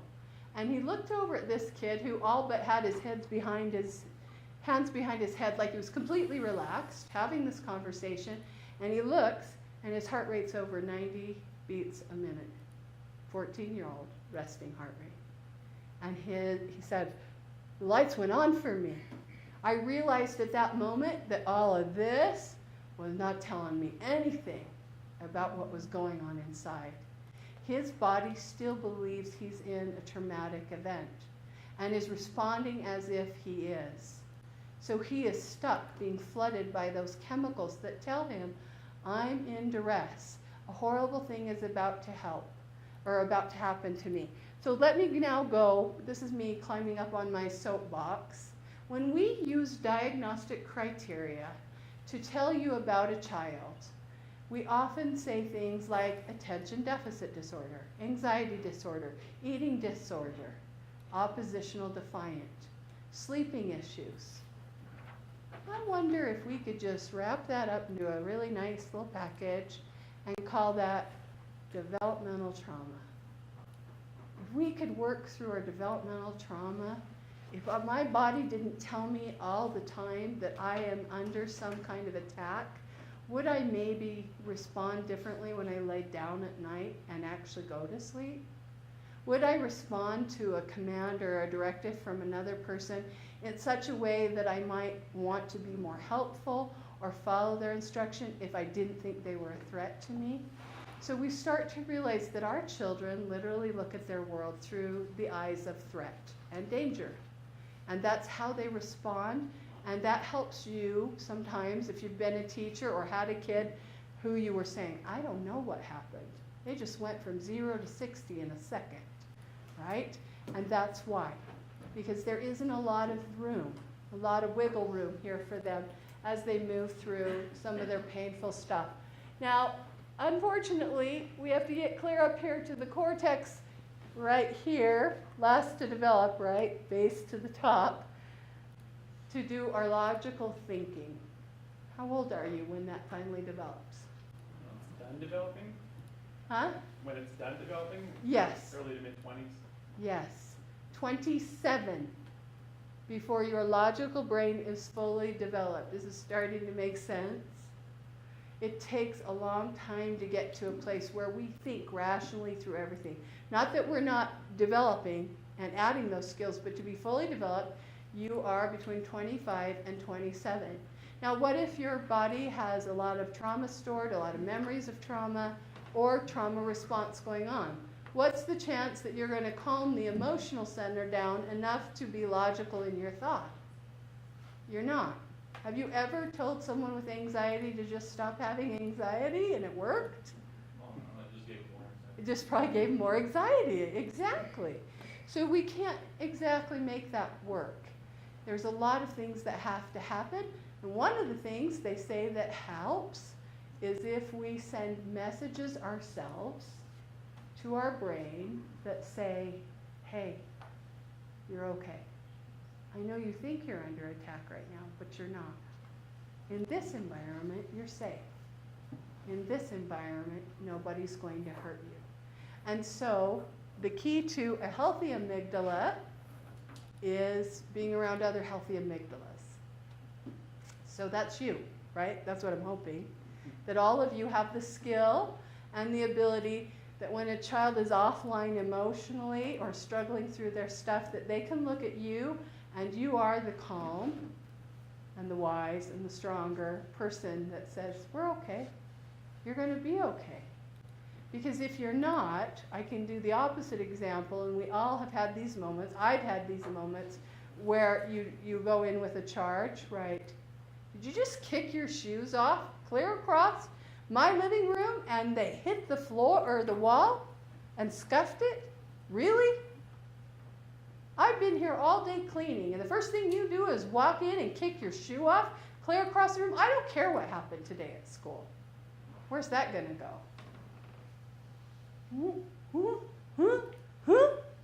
And that's what happens. When a child is already triggered with stress response, then your response to add your stress to it will only elevate theirs. They're not going to go. And so it's very critical that the deflation of this stress is you demonstrating what it looks like to not respond that way. Does that make sense? I think it makes sense. I think it makes sense because I can say this.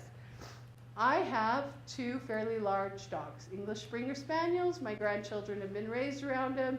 They see a dog, they don't care what it is, Doberman Pinscher, they run to it. They just think that way. Any of you afraid of dogs? Yeah? Did you grow up with dogs? No dogs. Why not? Did your mom like dogs? Mom didn't like dogs. You see how we do that? Kind of like me and the Brussels sprouts, right? There's no Brussels sprouts in my house. Our children get what we give them. We teach them what's safe. We teach them what's fearful in their world, and they believe us. And so you have the great capacity to help our children change simply by providing to them, it's okay. You're all right. We're going to get through this. That won't be an overnight process. You're going to spend a long time doing this to change these processes for these children, to move from the reptilian brain up to their emotional center, where they tell themselves, I'm okay, and start flooding their brain down with chemicals that say, everything's all right, I'm going to be all right, so I can now think about this. And that's when you teach. You cannot teach a child if they're revved up. There's no information coming in. It's like somebody lecturing you after a car wreck about your driving, huh? I can't be taught right now. So we have to soothe that space before we can start doing what we do best, which is teaching. And that's how we really affect change for children. So a little bit about teenagers. Teenagers are not adults and they are not children. They are under a great deal of stress to prune away the parts of their childhood that no longer make sense and to become adults. And the way they do that is by practicing. I call it jumping off the roof onto the trampoline. Huh? And you are going to have lots of experiences with teenagers like that where you're like, what are you thinking? And it's, well, I'm not. I'm kind of figuring it out. I didn't know if that would work or not.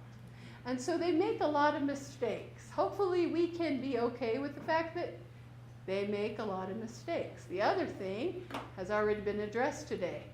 What happens when you have a kid and they move through their life and they're sleeping in the basement till noon and they won't get up and go to work and they're just going to live with you forever and ever, and you're spending all of your time teaching responsibility, get a job, you can't sleep all day, you can't eat junk food every meal. When you're doing all of that and it's not working, why is it not working?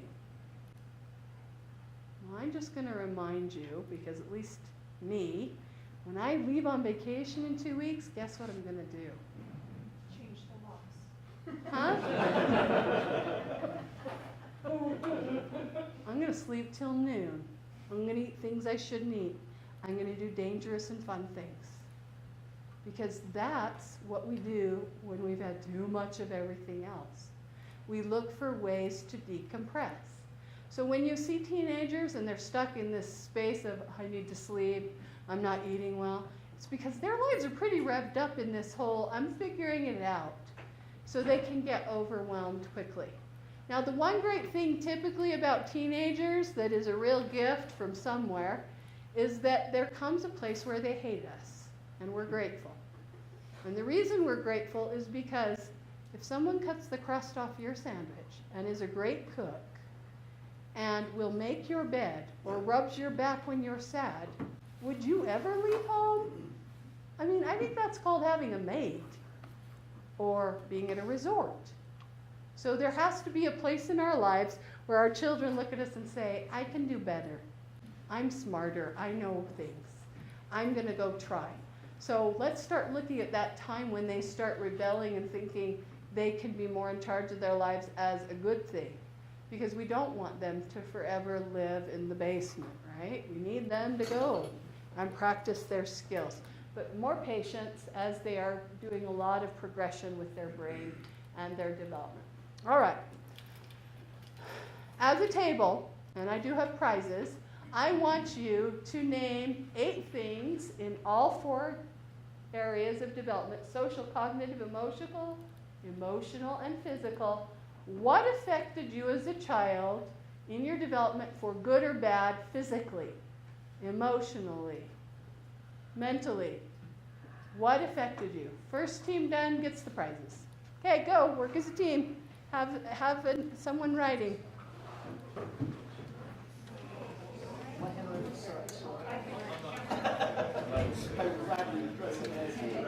Yeah.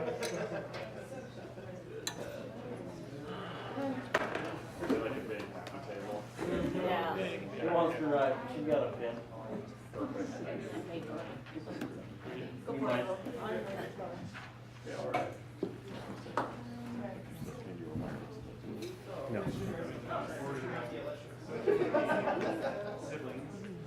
You want me to try it? Sports. Okay, so I'll give you the. I'm no wine, so if you want. Okay. And emotional.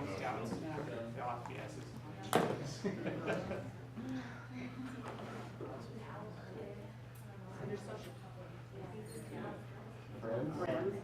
That'd be all social and emotional.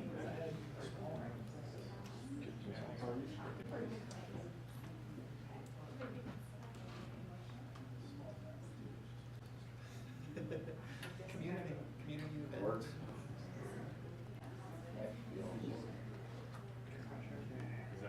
You know, Mom and Dad waking me up at 5 o'clock in the morning to sit down and pray for the session before it started. Also. For good or bad. For good or bad affected your development.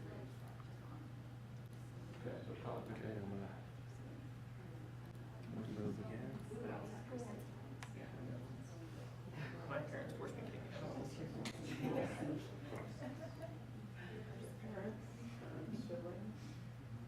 That kind of works in all of them.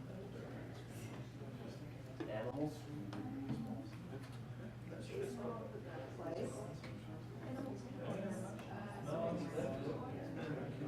yeah.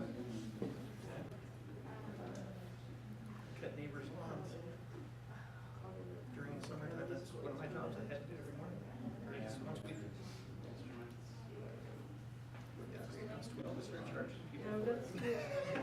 like family, animals, play, music, art. Three more. School.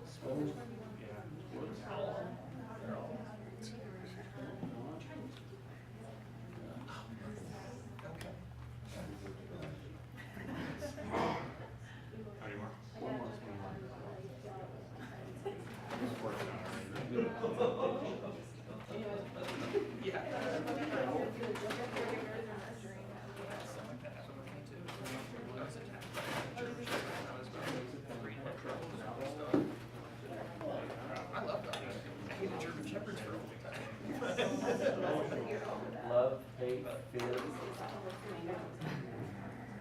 Or emotion for what's an experience. What influenced you? Because I grew up with dogs. I was trying to see the neighbors. Seeing my parents interact with each other. It didn't turn out very good for me. Which ended up not turning out very good for that dog either. More specific relationships with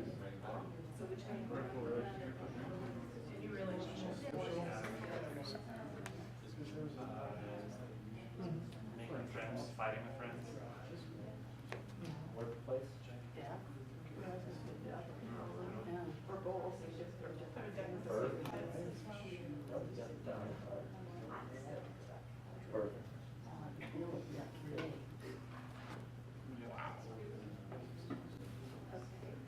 Somebody else said something a minute ago. What was it? Friends. Sure.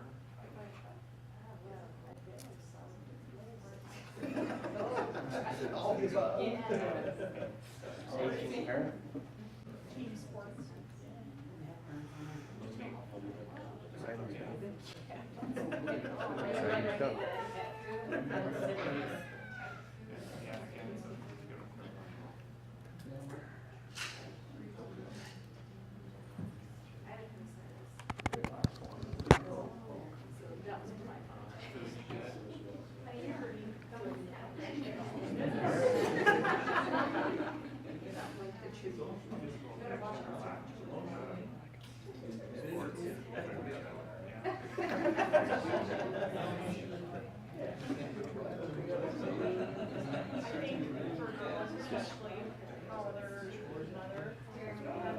You're done? That tiny little group is the first one done. Amazing. 8. 8 in each category. 8 in all 4 categories. Okay. You want your prize? Take your prize and pass it down to your... Handicap. You each take one. Car accident. Okay, we have a winner. A team that has done it. Thank So you. let's walk through this a little bit. What affected you cognitively in your development? What was big impacts? Conversations with adults. Okay. What else? Playing an instrument. Yeah. Anything else? What affected your cognitive development? Discipline? Is that what you said? Discipline you received. Okay? Or maybe even the rewards. Chores at home. Chores? Okay. Yeah. Having different kinds of chores, different ways of working. Anything else? Okay, let's move on. What affected your physical growth? Puberty. For sure. Some of you are very tall, some of you were very small, some of you were developed in the 5th grade, and others of you were thinking, am I going to be 25? Yeah, it's a big impact on who we are. What else? Sports. Sports. If you do well at them, if it was a struggle for you. What else? Cutting lawns when I was a kid Cutting lawns? taught me a lot of things. Cognitively, it taught me how to do it, for one. Yes. Helped me with the physical because it, gave me the Yes. exercise. Helped me socially because my dad also had me cut all of our neighbors' lawns in the process. Yeah. And it just kind of taught me how to be a hard worker. Right. It had a myriad of impacts on you, on your ability to believe in yourself, your capacity to earn a little money, the skill. Now I got 12 and got smart and realized I could make money by doing it. Oh, you were doing it for free. Until I was about 12, yeah, about 3 or 4 years. That's just practicing your skills till you're worthy of a That's dollar. right. That's right. And 12 Very, bucks a very month good. is great. Yeah, absolutely. So what affected your development socially? Moving. Anything else? Your friends. School. Where you grew up? Any of you live in a suburb or a thriving Community metropolis? events. Huh? Community events. Community events. Family, siblings. Your family, your siblings. Who Whether you my dad had a think? job or not. Beg your pardon? Whether my dad had a job or not. Whether my dad had a job or not. That's an honest answer, right? Very impactful probably in the way you had your life, right? Let's just go there for a minute. How is that for families? I'm not talking about bad families. I'm talking about good families with budgets who are thinking, I can't afford $40 for a kid to join an anything, a soccer club or a swim lesson. Does that impact children differently than the ones who maybe get to do it all? Does it impact children if they are doing too many of those things? Right? What a careful balance we have to do all the time. So what did we miss? Was it emotional? What affected your emotional development? Sick parents. How about being bullied? Anybody bullied? A death in the family. You could say moving again. Friends again. How about a really horrible teacher? You had a terrible one? Yes, look at the look on her face. It's like you ate poop. She was that bad. She was that bad. And how old were you? Third grade. I was slumping at the age of 5 because my teacher was so bad. Yeah? I was hiding in the garden. Doing anything not to go. Yeah. My third grade teacher was a hair puller, and that seemed to be okay when I was a kid. Oh, you know, there wasn't any of those hands-off stuff. There was plenty of hands-on. And I kept thinking, you gonna retire, right? You're hard. We remember that. I am 52 years old. These things matter throughout our lifespan. Just like Mr. Doggett matters. He was my 6th grade teacher, and he was phenomenal. The most kind man, the most energetic. If we were going to do it, it was going to be through an experiential application. We were going to do a play. We were going to learn about chickens and how they came to be. Then we were going to have chickens in the classroom. And it was awesome. He really encouraged us. And I remember that. That's how important these things are to our development. They stay. They're not just something that happened to you when you are 7. They are a composite of who you've become and how you see the world and how you see your competence and how you interact with people or choose not to interact with people and how you feel about hard work or if you don't love work. All of that really matters. So those things are impactful for us. I would really love it if we'd all start teaching children that this is not the land of milk and honey where everybody gets to be a maverick and do their own thing. That's bunk. We are interdependent individuals. We do not live independently. We work together, we roommate together, we get married, we have children. Everything we do is about relationship and connection, and how we connect and relate to each other makes a big difference in if we get to stay employed or stay married or have connection with our children. And so helping our children to know that these relationships we form with other people over the long term are going to say a lot about who we are and how we visit our world. So a number of times I do a test right here where we do an analysis, much like the ACEs score, only I do a little different test, and we kind of look at how are you doing with your stress? What happened to you this year? Did you have a baby? Did you get a new house? Did you move? Did you have a death in your family? Did you struggle at work? All those kinds of things, and many of you would be going, did they put Christmas on the stress list? Stress happening at Christmas? Yes. Stress happens all around us. The important piece here is, how do you handle your stress? Not that you don't have stress, but do you have the skills to be resilient? Those are called protective factors. Protective factors help us when we're in these stressful situations, when our brain tells us there is true trauma, because it's not always fake. It's not always backwards bicycle. Sometimes our brain is absolutely right. We are in danger. There is a threat.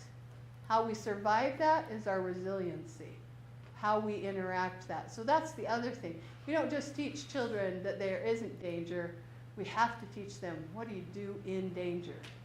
How do we really respond so that we can survive, right? Because a lot of you have stress in your life. It's a critical piece of who we are. It's the resilience piece that matters to if we survive our stress.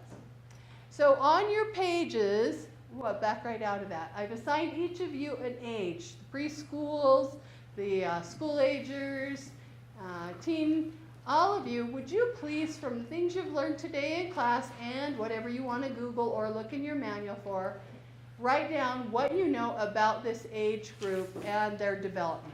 And then you will come up and present a little bit of it.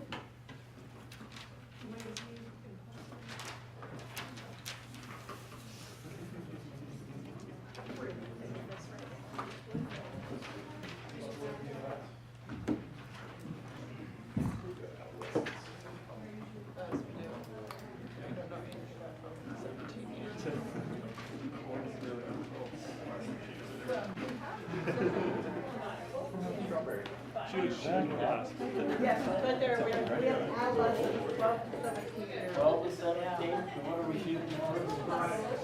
I think I learned a lot about them. What do we know about them?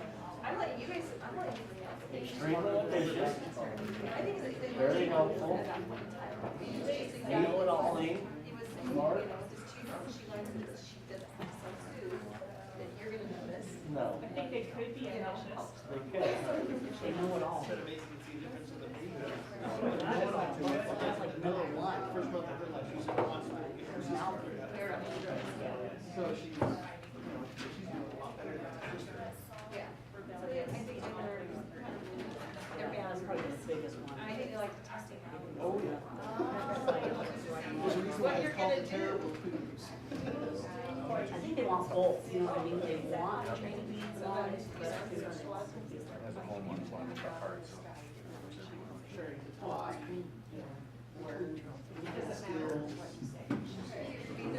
Walk. Oh, yeah. Yeah. Oh, yeah, getting dressed. tried to Google it earlier. So in the park. Yeah, so they're right here, right here. No, I'm just saying if we have enough space. 35 minutes on this one. Should I put the other card in? Yeah. She gets frustrated because it's just a little tiny. This one has Physical development, just keep trying, you can do it. like, I think it's like 30 something. 64. 64 here. This one's 35. No. So I need to. So B is at an end. Say what was the last one you said? Changing That out. One another or the ball. Again, your system is over. Start to learn to trust who they can trust. Well, I think their facial features. So and these were the ones that you followed. Yeah, so we're They would respond to down your 2 or 3. I've only done one. I think that you, there's. The whole time. The first one or last one. I started out one game. Yeah, drama, that's a big one. That should be number one. Yeah. That fits it all. Good. Especially girls, all girls. Oh, how to color. Oh, animal sounds, yes. Okay. This one A. Thank you. You see my struggle. I saw you. most frustrating thing. I normally have a case in my backpack with the case. The other day, I put it back in. To make sure I'm in. Hoops has a thing for do bifold. And I was like, wow. I didn't do that. Oh, really?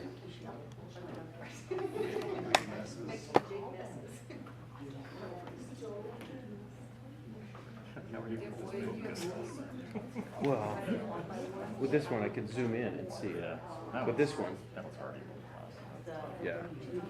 Yeah. But this one, I mean, it's nice and glad you have the big one. My jellies. Your jellies.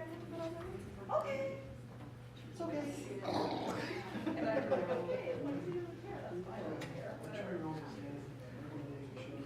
My friend who lives with us right now.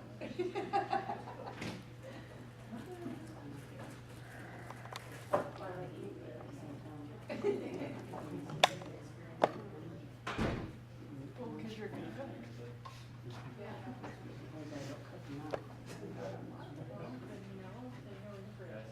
Yeah, sometimes they start taking their first dance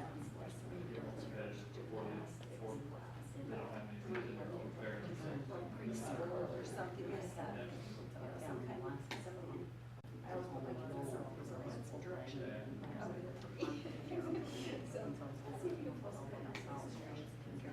I need a break. So I didn't watch.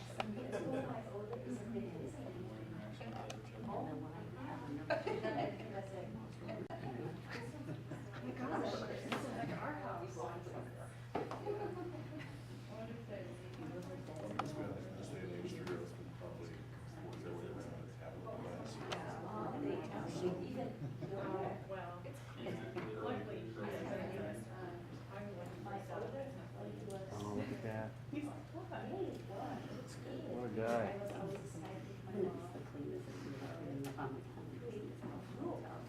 Cool. The orange down here as well, huh? Yeah. Turn that over here, it's a. The color of an artery is orange. Yeah. I can't, it's all good. Yeah.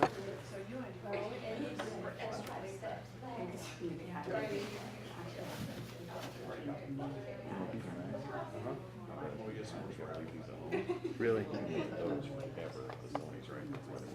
Yeah. Are these only too hot? Yeah. But you know, if you want a half hour.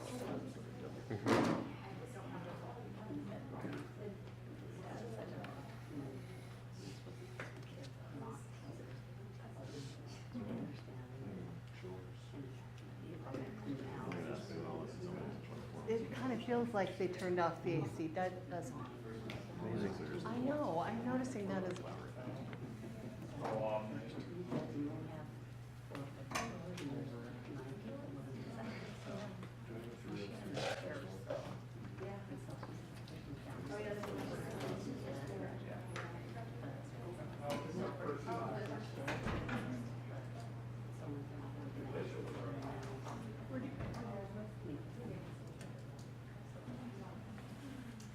Yeah, I think they're right. I bet it's automated and it's after hours. I'm sorry about that. I'll mention that. And my guess is it's hot outside today. Is it in the 80s? It's 80s? You can try. You can see what the temperature is out there. How you doing? You ready? Awesome. Who has the 0 to 3 little bitties? Please send your team or your presenter up. I'm like that.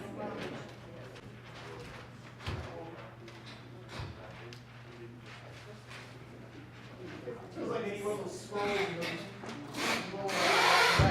Oh, you've got a good list. We got a big list. Your good list. Okay. We're kind of talking, there's a couple of us back there who are kind of dealing with this age range right now, 0 to 3 years old. So we had all sorts of things that we were coming up with that we were finding on it. One of the things is they're starting to learn rules. starting to learn what they can and can't do. They're also starting to push those rules and push those boundaries. See just how far they can take you. They're starting to talk, walk around, crawl, you know, they're babies, young ones.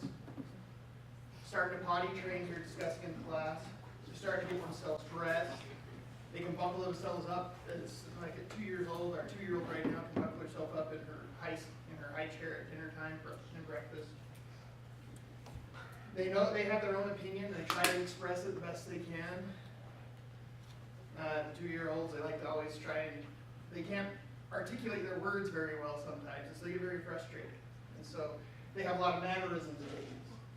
Like one that we see a lot is, you know, our 2.5-year-old will like grab the edge of a seat, just go because she can't say what she wants to say, and it's not working. But you know, we figure it out. They're starting to climb, explore the world around them, see what they got going on. Starting to read, get interested in books. Imagination starts around 2, 3 years old. That's when they start imagining things. Some of their rough motor skills, gross motor skills, fine motor skills, all their motor skills are starting to really take effect, and they're developing those. Developing attachments, who they can trust, who they can't trust. Trying to color. Granted, it's not always on the books, but they do like to try to color. They're starting to acquire some of that stranger danger, where they don't recognize someone right off. So they're going to be a little fearful of what's going on until they know that it's okay and it's a safe place for them. Animal sounds. Animals, some of their colors, letters, shapes, some numbers.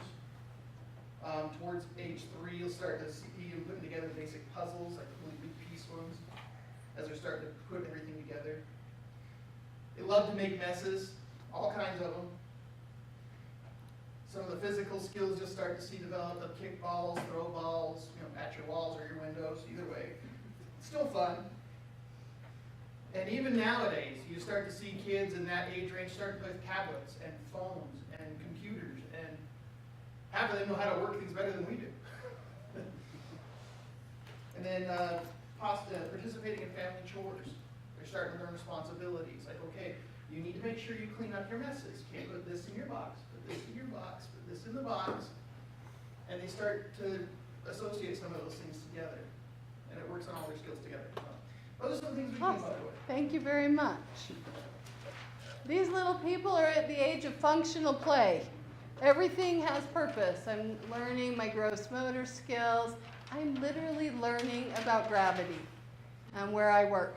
This age of child, they don't have play dates because they don't know how to cooperatively play. They do know how to look over and imitate, though. So a lot of times we see that for this age of child.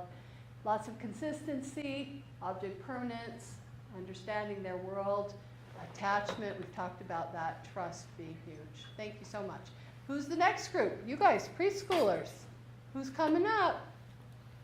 Oh, gosh. Come on, Trevor. You did flip your rubber band and make a big noise. And then I felt shame. Oh! Oh, bad teacher. We had preschool, 3 to 5. Some things they start acting out. I mean, they do in 0 to 3 too. They do imaginary play. Their imagination starts going wild. We got a 4-year-old that loves to tell us stories about what happened to 2 bunnies at dinner, and they always get eaten by a monster. Spoiler alert. They're doing potty training. Normally, most kids are finishing up potty training in this age range. They're finishing up their baby teeth, and some might even, 5 might even start losing some. They're learning to climb stairs 1 step at a time, like 1 foot on each step, alternating. Intensified fears. Our 4-year-old gets afraid of everything that he doesn't want to do. And improved motor skills. They can start doing some of those more intricate things with their fingers. They can identify basic shapes and colors. They start learning the concept of size. pay closer attention to stories and be able to make remarks about them. More physically active and able to do more things, like climbing, hopping, swinging, somersaults, that kind of stuff. They have more interaction with peers, and they can draw a body with up to 4 body parts. Ooh, awesome. I didn't know that. That's quite a piece of information. We don't know which body parts, but you get 4. That's how that works? Awesome. This is a more interactive and cooperative time. They have no sense of time. I don't know why they say have a poor sense of time. But they are looking at relational permanence. Do what I love about that? Everybody loves me. Grandma loves me. My teacher loves me. You love me. It's phenomenal. If you have a healthy child at this age, they believe the whole world is on their side. And that's a cool thing. So would you think about that, particularly if you have a child coming to you in this age range and they have a mommy and a daddy somewhere that doesn't live with them, and they have you that's now becoming mommy and daddy, because that's what we call you. Is it going to be okay for me to have lots of people that love me? Can you make it okay for lots of people to love them? You can never have too many people who love you. You just can't. So that's a cool thing that goes on here. Rapid language development, lots of independence, those kinds of things. Thank you so much. Who has the next age group, our schoolers? 5 to 11? Is it 5 to 11? 6 to 11? I had to use shame to get the last guy up here. I'm running out of ideas. What do we got? Chocolate? I have chocolate. Gosh, all the things I told you didn't work when you're doing skills-based training, we're going to use today on you, because you are so skilled. You may use it, yes. Okay, so we've got, let's see, prime age of making friends. My 2 daughters are 7 and 9, and they're always going off on who their new BFF is every week, so that works pretty good. They're able to play, understand sports. They start understanding manners, I guess. Attention span increases. Puberty starts. Self-aware, more conscious. I know my girls they want to wear lipstick and whatever and stuff, so I guess that's happening. I try not to get involved with that. Just say no. They're more independent, more responsible. Just a lot of the physical changes. They're getting permanent teeth and kind of grown up, growth spurts and stuff, I guess. They learn to compromise their wants.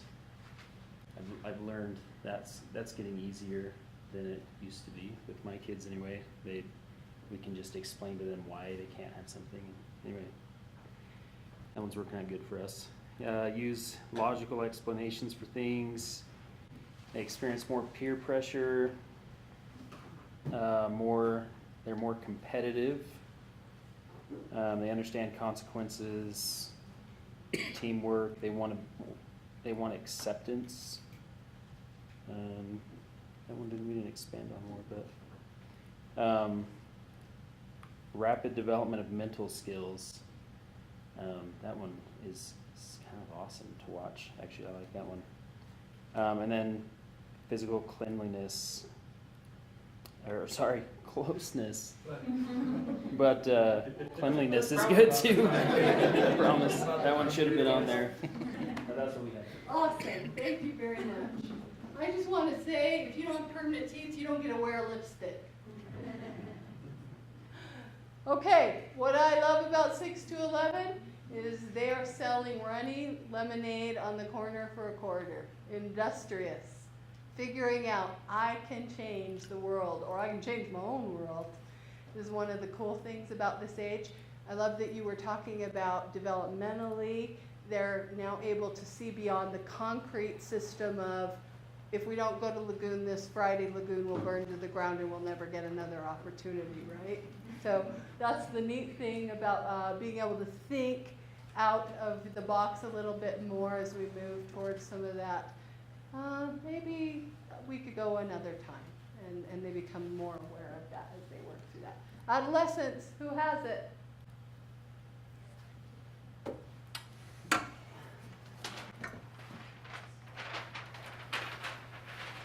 Were you supposed to get chocolate for that? Was that the deal? That was the deal.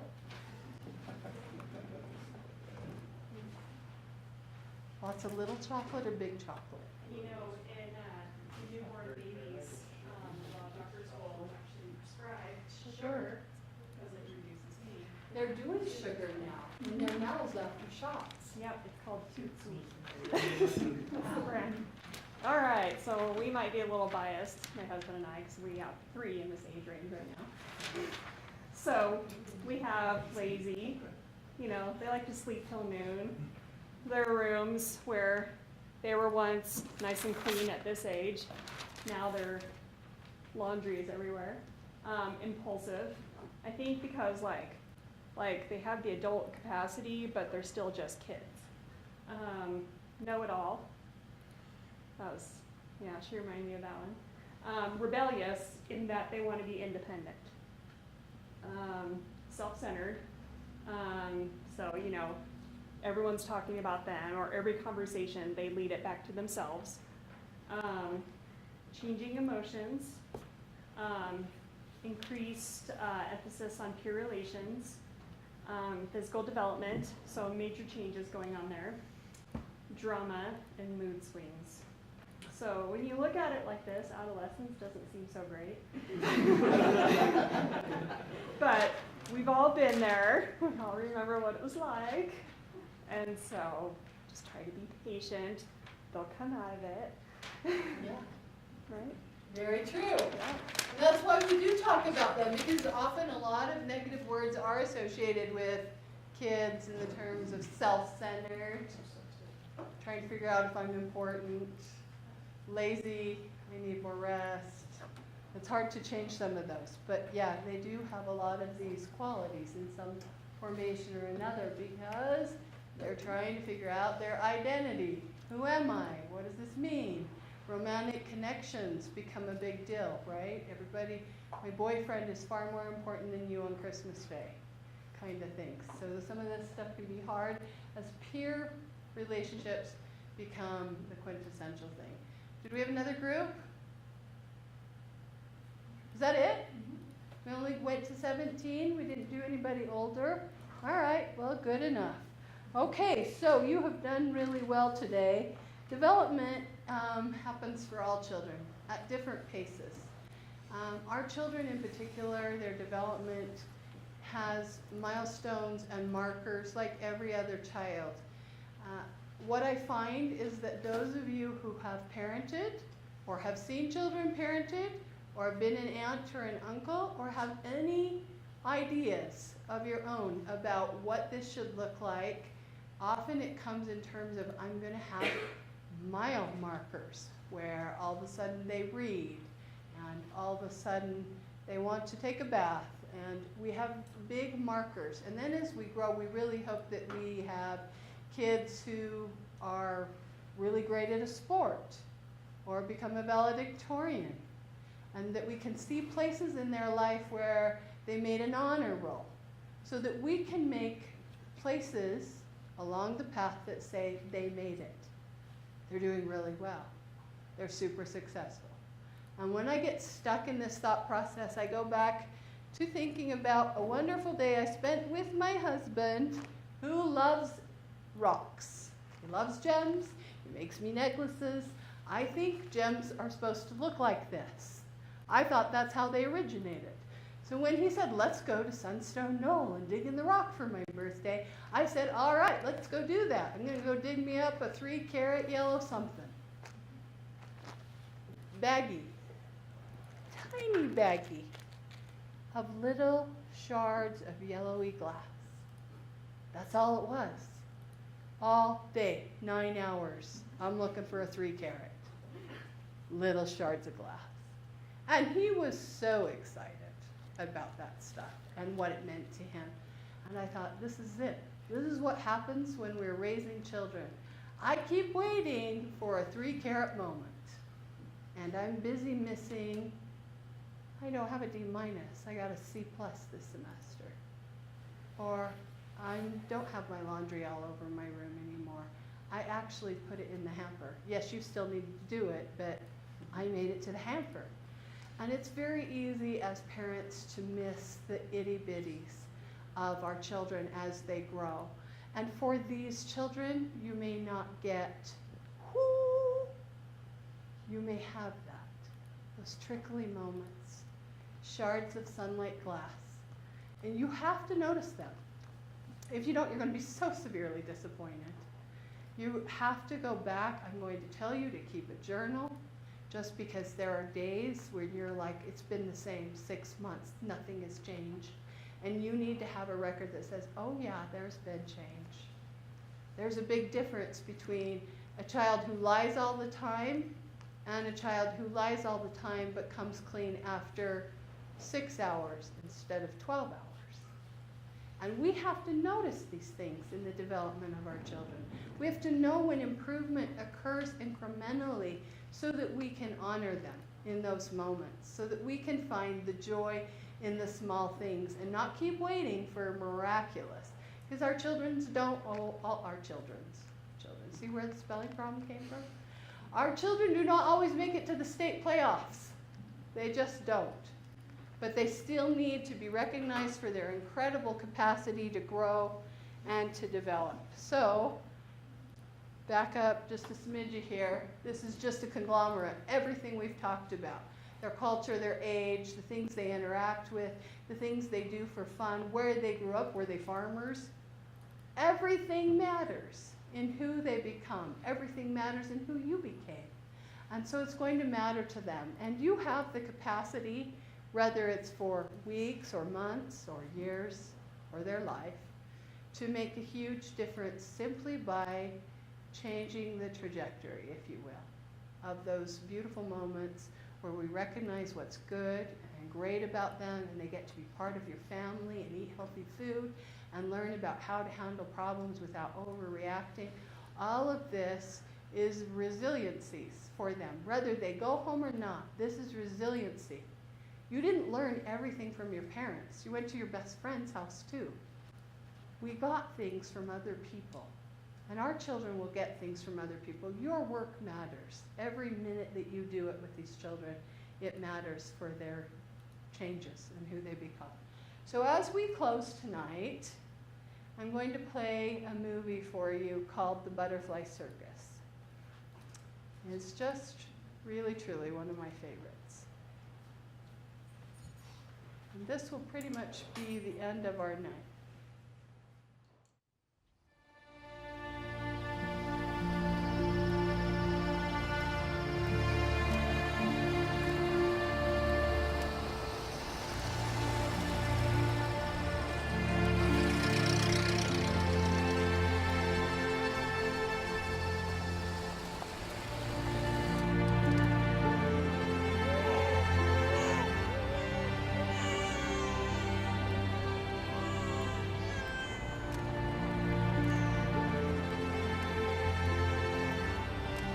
Hey, look!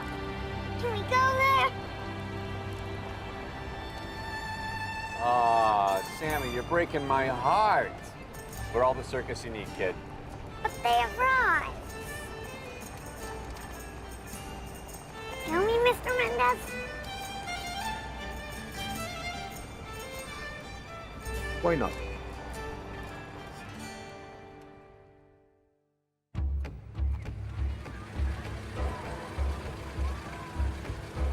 Let's go.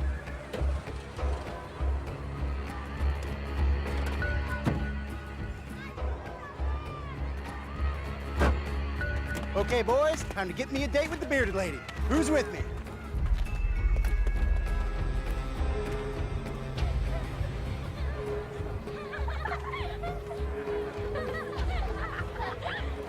Great riches, come, sit down. I tell you all about your fate. Great riches, come. They're gonna come get you now! You are my little boy. I'm gonna get you if I can! Come on in, ladies and gentlemen. We have the best freak show in town. Mr. Pete Robinson. You got the Limbless Dance. Step right on in. Come on in, ladies and gentlemen. You got Baby Lulu. Mr. Pete Robinson. The Limbless Dance. Come on in, ladies and gentlemen. Come on in. We have the best show in town. Come on in. Come on in. We have the best freak.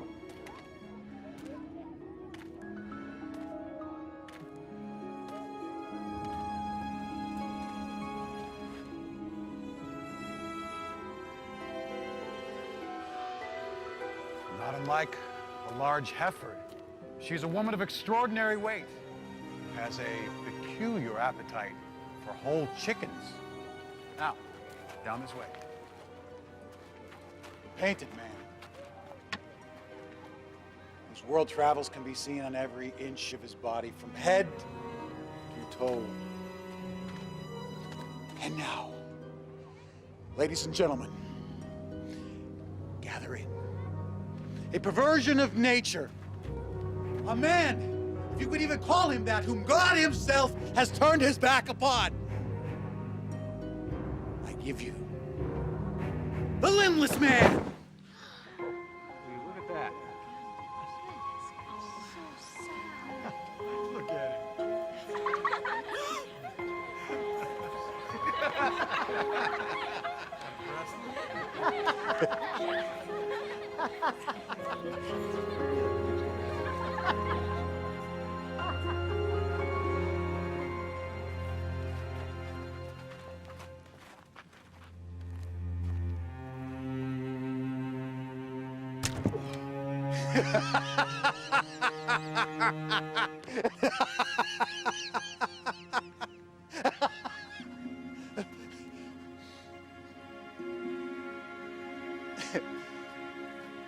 Move along, kids.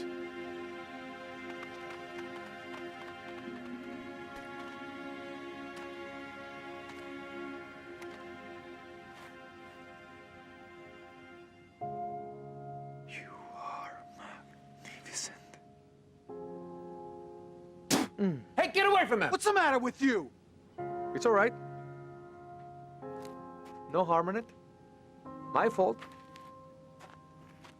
Maybe I got a little too close. Eh, friend?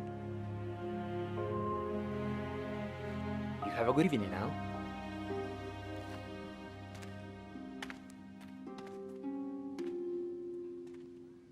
You better get a hold of yourself before the next show, gimp.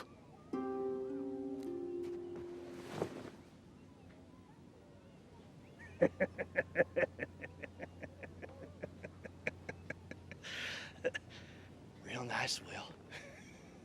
Seems you changed your mind about joining one of them fancy shows. Huh? What are you saying? Don't you know nothing? That was Mendes. You just spit on the showman from the Butterfly Circus. Butterfly, butterfly. You kill me, Will. I'm hungry. I'm gonna get me some cotton candy. A man, if you can call him that, whom God himself has turned his back upon. The limbless man!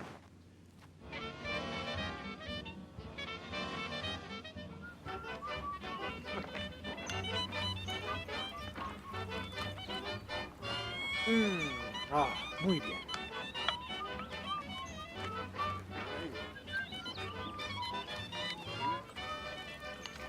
Boss, good morning. Buenos dias. Buenos dias indeed. It's going to be delicious. Yes. May I have this dance? Thank you so much. Poppy.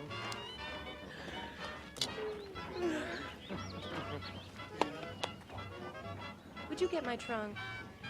It's so heavy.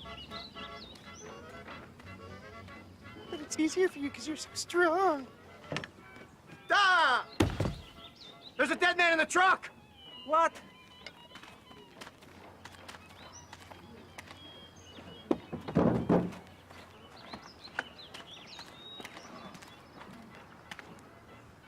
Well, now, look at this. This is wonderful. Come on over by the fire, warm up a bit, little man. I'm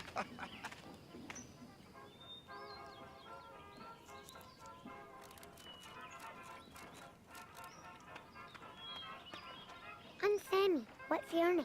I'm Will. Where's your arms and legs? Sammy. What, Mama? Is he gonna be in our circus now? Maybe I will. Hold on a minute. We don't have a sideshow here. What do you mean? Every circus has one. People come from all over the place to see us. And why do they come, Will?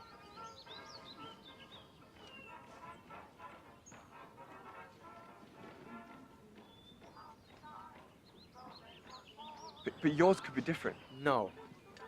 There's nothing inspiring about immense imperfections on display. See, Will, we're happy you're here. And you can stay as long as you like. But I do run a different show. And now, one of the greatest displays of human contortion ever seen.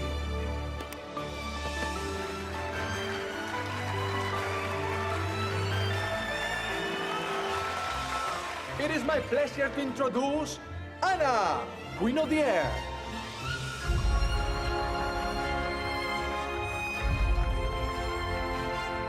And the strongest man you'll ever see.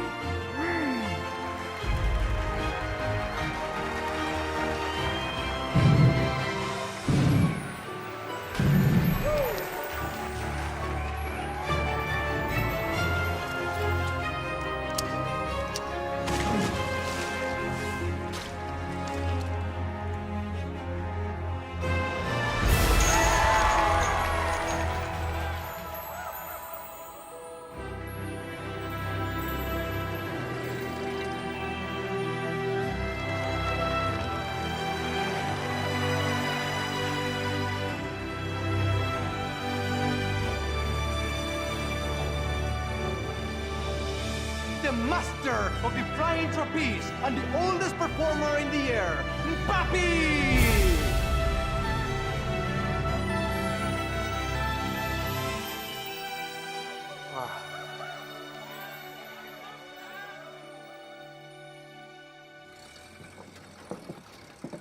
See you at the fairgrounds, 2 days only. Come on by, Butterfly Circus, 2 days only. How do? My boy here would sure like to say hello to the strongest man in town. Well, I'm Sugar Daddy stronger, but I'd make a close second.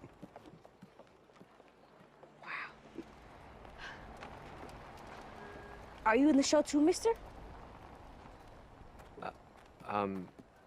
No, not exactly. Oh.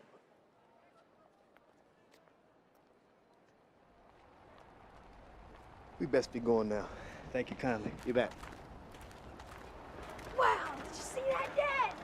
I'm gonna be the strongest man in the world someday. I'm gonna be just like that man. I'll lift anything I want to. Yeah, boy, you can do whatever you want.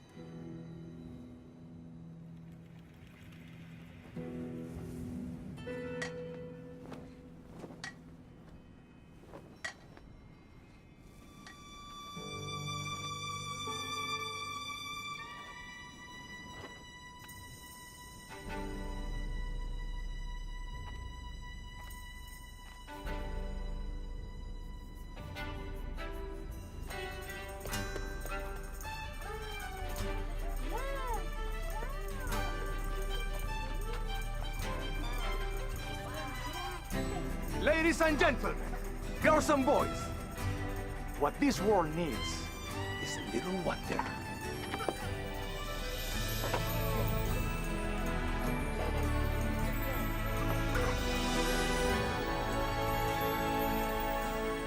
Look, Mama, take it!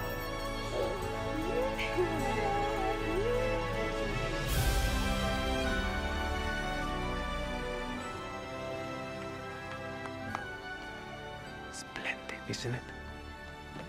The way they move, full of strength, color, and grace. They're astounding. But you? Cursed from birth. A man, if you can call him that, who God himself turned his back upon. Stop it! Why would you say that? Because you believe it. But if you could only see the beauty that can come from ashes. Wait! I'm pulling it down, I swear I will!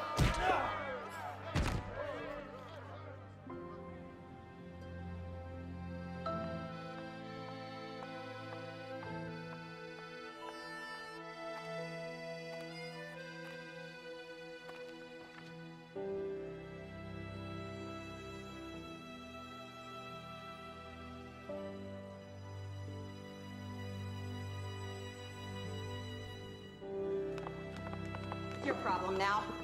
You're no good to me, so get out.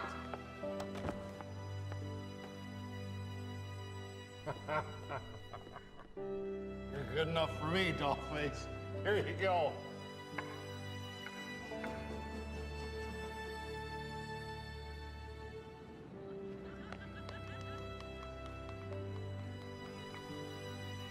But they're different from me.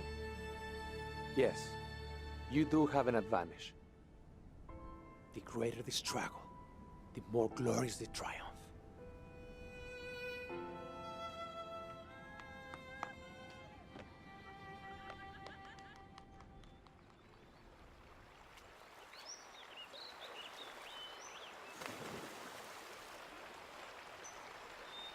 I can't find my caterpillar. Where is he? He's right there. In the cocoon, see? He'll be fine. You won't even recognize him when he comes out. Oh, wow.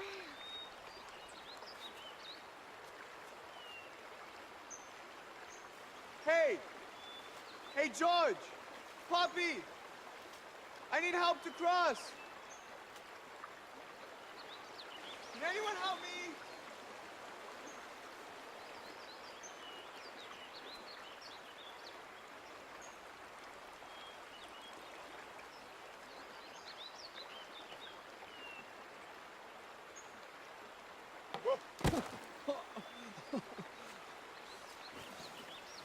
Hey, George! Can you help me? Hey, where you going? What's the matter with you? Just gonna leave me here? I think you'll manage. What? I guess I'll just magically get up, huh? Hey, George, Puppy, how's the water? Time for a swim.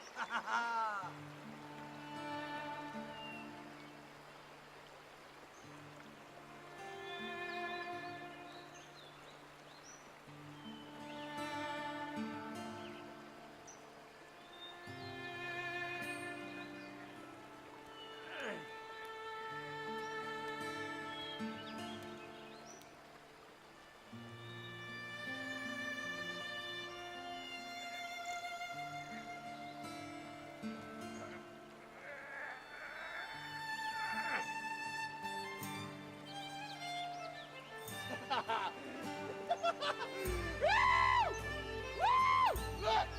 Hey!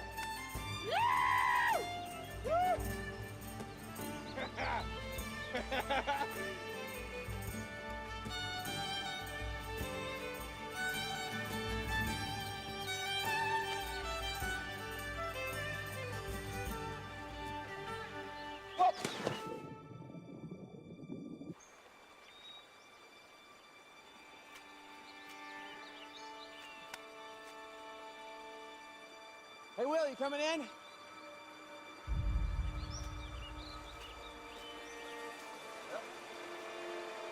Hey, Nick, don't come in! Hey! Will!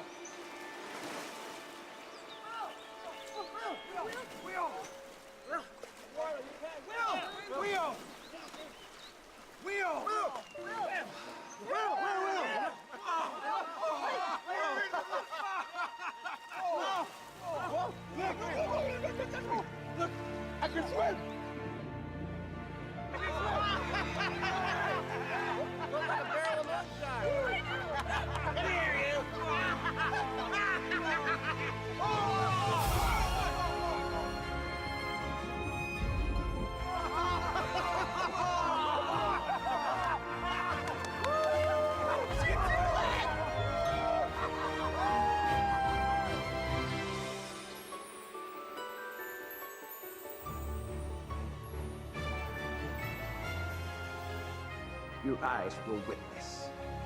This fine evening, our bravest soul, as he cheats death by ascending 50 feet into the air and leaping into this pool of water.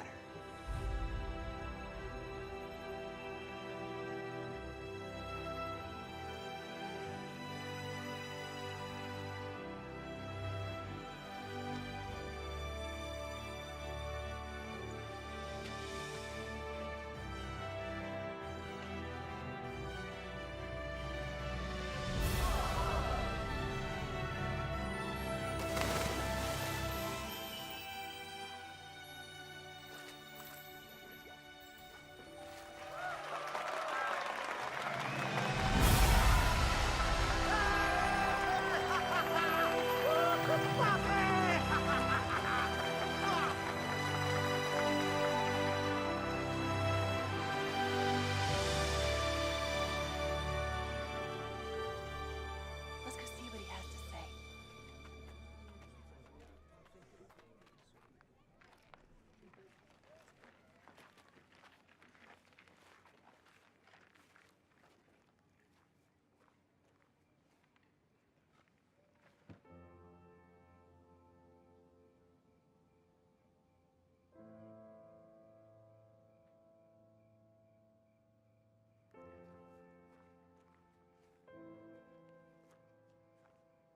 Thank you.